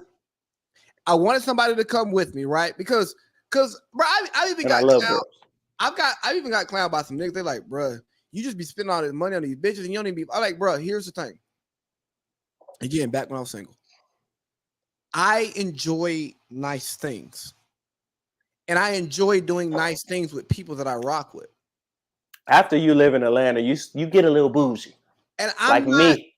And I'm not going to ask you to come do something with me and then say you got to pay your half. Now, right. if you decide that you want to pay for dinner, I'll be like, bro, I got it. And you be like, no. If you insist, all right, cool. Or you want to pay for your drinks, cool. You want to split the hotel room, cool. To me, that's disrespectful. I don't know why I think like that. But like, I'm not mad. Like, I'm not doing this with an expectation of anything. You know what I'm saying? Like, I've gone to a Drake and Migos concert. You know what I'm saying? And got the Airbnb, had Shorty come with me. Shorty ended up like losing her shoes. Like she left them on top of my car, and we drove off. And them bitches like couldn't find them. Went and bought a new pair of shoes because bitch, I lost the shoes. You know what I'm saying? Oh. And like we kick it, and like I'm not expecting anything at the end of the night because I did not want to go to this concert by myself. I wanted to go with somebody. Right. And we came together. Oh, I brought you as this plus one to this wedding. It's out of town. I booked your flight because I'm not gonna ask you to come somewhere with me. Again, I ain't gonna ask you to come somewhere with me and you gotta pay for your flight. I ain't trying to fuck. I go to a ball, go to a gala, right? I need a plus one. Let me hit up one of my homegirls who I fuck with, who I'm cool with. You know what I'm saying? You come, you kick it. You go be pretty in the dress. We have fun. But I'm not asking for nothing at the end of the night. Nope. Only thing I'm asking for is your actual company. Because like I like you. Like not even like I like you on some like I want to date you type shit. Like I like you being around. It's fun kicking it with you. So like I want you to come through. That's basically it. It's nothing. I think people just be in their heads a lot. Man and female. I just be doing too damn much. Like, I ain't gonna lie to you, bro. Like the creeps, the scammers, and the drug dealers, they are fucking up the ecosystem for like regular nice people. You know what I'm saying? Like, okay, no, the scammers and the creeps are. The rest of the underworld is the actual life that people. That's actually what people be wanting to do. Them people just don't give a fuck and they do it. Strippers, prostitutes, niggas on the corner, brother, pimps. Them niggas is what people want to do if there was no rules in life. I don't care what nobody say. That social shit that everybody be on, you go down a notch. That's how niggas is really wanting to live. You doing what, hey, yeah, the girl over here, whatever, I'm about to go to the strip club. Because I have had the best conversations and the best epiphanies and everything, not from super college niggas, not from nobody, but the underworld. That's it. That's because they are doing shit. Think about it. We are following the rules. okay. They not. They living on a whole nother equilibrium than you. They's like, fuck this bullshit. First of all, who even made these fucking rules? Y'all living stupid. Hey, I'm out here. Hey, whatever. Now they taking risks, yes. But they are, that's what they do. Yeah, I'm cool with that because I have never had a better conversation than with a prostitute. I'm going to say it right now because they're going to tell you what's really going on in the streets. My bad. Nah, the prostitutes, the strippers, the bartenders, those women, like, they some of the coolest chicks out there. And, like, when you talk to them, they understand niggas. But you also get, like, the full view of what's going on. You know what I'm saying? Like, bro, you be sitting there, you talk, because when I was in San Diego, bro, I used to go to the strip club all the time. I'm talking about 3-4 days a week. You know what I mean? Like, me and the stripper's cool. Like, if it's a weekday and it's slow, some of the top-notch strippers is sitting with me, and we kick it. You know what I'm saying? Like, yeah, like I buy your drinks while you sitting here. You know what I'm saying? But like, you are not making money. You're getting drunk for free. But you could be in the back giving fucking Billy D a lap dance, but you sitting here kicking it with me, and I'm sitting there like, hey dog, you know you at work, right? Go make your money. I ain't going nowhere. I'm gonna be here for the next 3 hours. You ain't like you come back and talk to me. It's fine. Yeah. And like, but after living through that shit and seeing how that shit work, you just be learning like how so many, bro, it's a bunch of square ass niggas out here. You know what I'm saying? Like, and if you got like homegirls who tell you about dudes they be talking to and the shit they be going through, you be like, bro, these niggas out here, They ain't following the code that we supposed to be on. And and I tied this code with the women to like the street code, right? It's a few solid motherfuckers in the streets who actually handle that shit right. Or the way the street people say you're supposed to. I can say right because I don't think it's a right and wrong thing. But then, like, you realize ain't nobody really following that code for real. Because once they put that 50 in your face, that 30 piece in your face, you wasn't snitching until then. You go, oh. It ain't even a street thing. Nobody's following nothing until something happens. Exactly. It's easy to do it when nothing's going on. If some shit really hit the fan, people is going across their morals, across what they believe. It's only maybe 5% of people who actually stand on something and will be like, I'm gonna sit down for it. It's 5% of people who will stand on anything. Oh, I hate this job. I got sexually harassed here, but they threw me a little settlement. I'm cool. I'm straight. Like only 5% of people will stand on anything. Maybe even like 2%, to be honest. Niggas is folding all day. Like everybody got a price. Almost everybody got a price. Like, what's your price? I tell people all the time, hey dog, I don't kick it with criminals. I don't do criminal shit. Cause I'm going to go ahead and tell y'all boys, if we get jammed up, I'm singing like a canary. Because that's not the life that I've chosen to live. You know what I mean?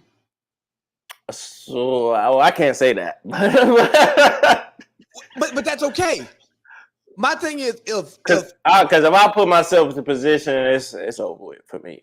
My thing is if I'm complicit in the actions, I'm gonna take what comes with it, right?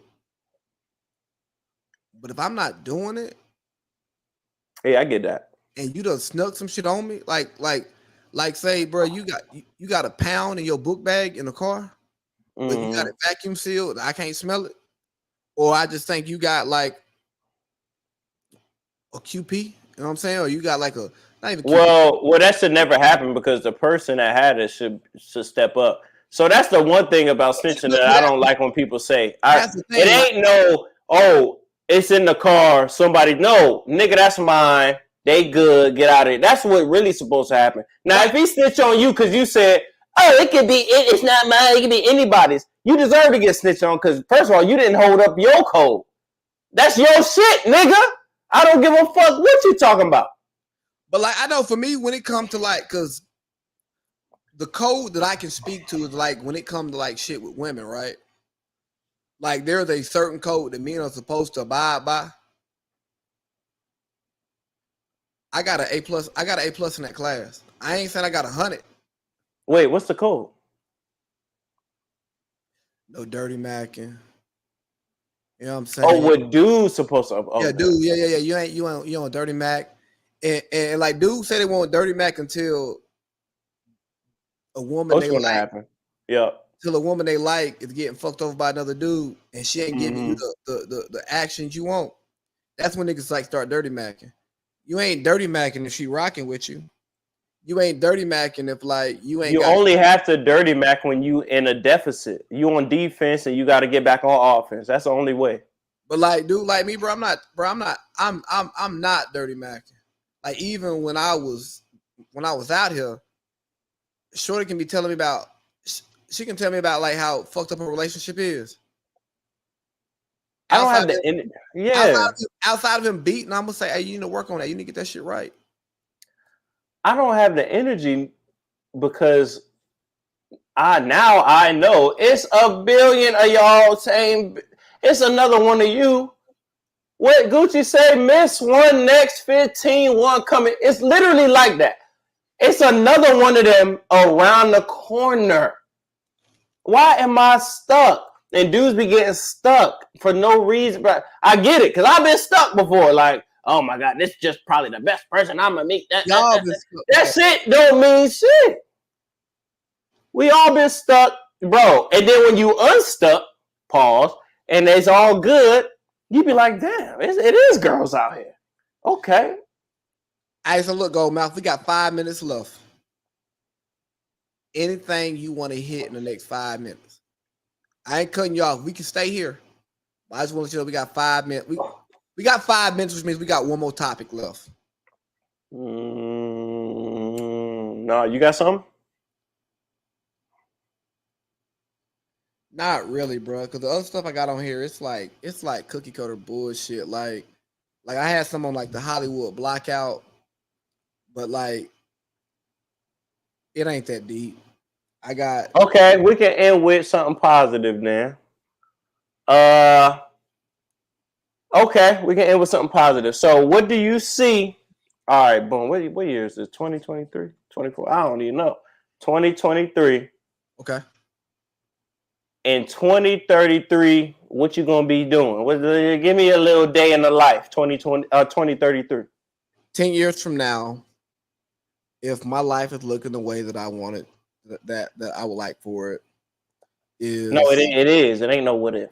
Yeah, so my life look like the way I want the way my life is gonna be looking in 10 years is me and my wife are gonna be thriving.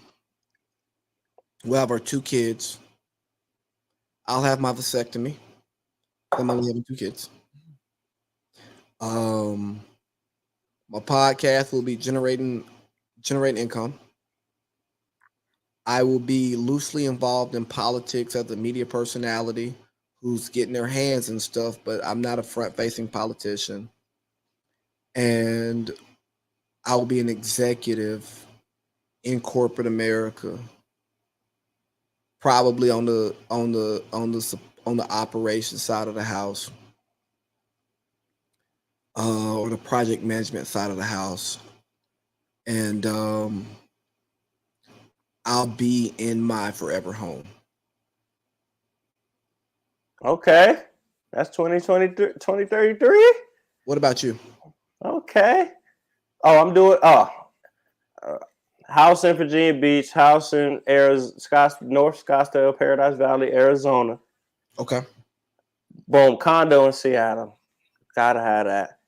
It's probably a little something in San Diego, probably some rental properties, but then I can pop in and out. Anyway, 2033, I'm gonna already be doing it up. I don't know about the kids, but I'm definitely trying to have at least 5, 6 kids. I don't know if that's gonna happen by that time. Yeah, I do. I don't got no big family. I want a big family.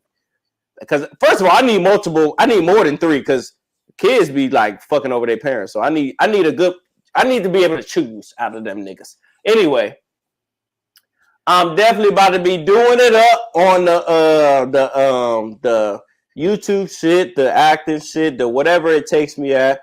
Already about to be young Esquire up in this bitch. That's gonna be a thing. It's just whatever. I don't really have I don't want to set nothing up. You going to law school? Yeah. I'm not setting up, but that's only for my personal dealings. I really don't. That's just for me. Okay. I'm trying to build some shit. Like I feel like in your family, you have to have a lawyer, you have to have a doc. You have to have the what they call it, like the 5 things that make a community run. You need to have people that know how to do these things in your own family. So I ain't gotta. I don't want to be able to call nobody. I want to call. Cousin, what's her name? I'm gonna just call him. He know what this is. Or she. Oh, your nurse. All right, boom. I'm trying to call in the family. I'm not trying to mess with no. Or in family actually means friends too. Like in the friend group, in the homie, all that. So anyway, yeah, all that. Boom. And I don't need nothing like ridiculous. I just want to live comfortable. Whatever I want to do, I can do it. I definitely am not working for. I will definitely not be working for a nigga in 2033. Matter of fact, I only got 2 more years of that. I'm not working for nobody else. I'm not making nobody else money. I'm too good for that. I can make my own self money. I'm not about to take my talents to you to make you money. And I'm gonna get comfortable. I just want to be comfortable. KK. So there's a side of me who I don't mind working for someone. Never again. After I did it, never again. I don't mind working for someone, but I will also have my own on the side. No, I understand that, but I'm done with that because that's also I'm giving half. I'm giving 100 to me and the fam. That's it. After a while, I'm not doing it. I'm not doing it because that's how they make. They not working for nobody else. I'm not doing that. I'm on their type of time. Hey, well, look here. My wife just sent me a picture of her in lingerie, so I'm about to go in the house and go to Pound Town, buddy. Hey, Pound Town, just left Pound Town. Do it up. Hey, Goldmouth, it was great. We're gonna do this more often The laziest one. because this was fun. Boom. And yeah, get to it. And the people who know what happened when AC Lee and Goldmouth Tommy get together, oh, bro, it's a movie every time. All right, dog. I'm gonna go in the house. I'm gonna come back and upload this shit like later. Do your thing. Do your thing. And I'll shoot you the links. All right, bet. All right, dog. Appreciate you. Yeah. Yup.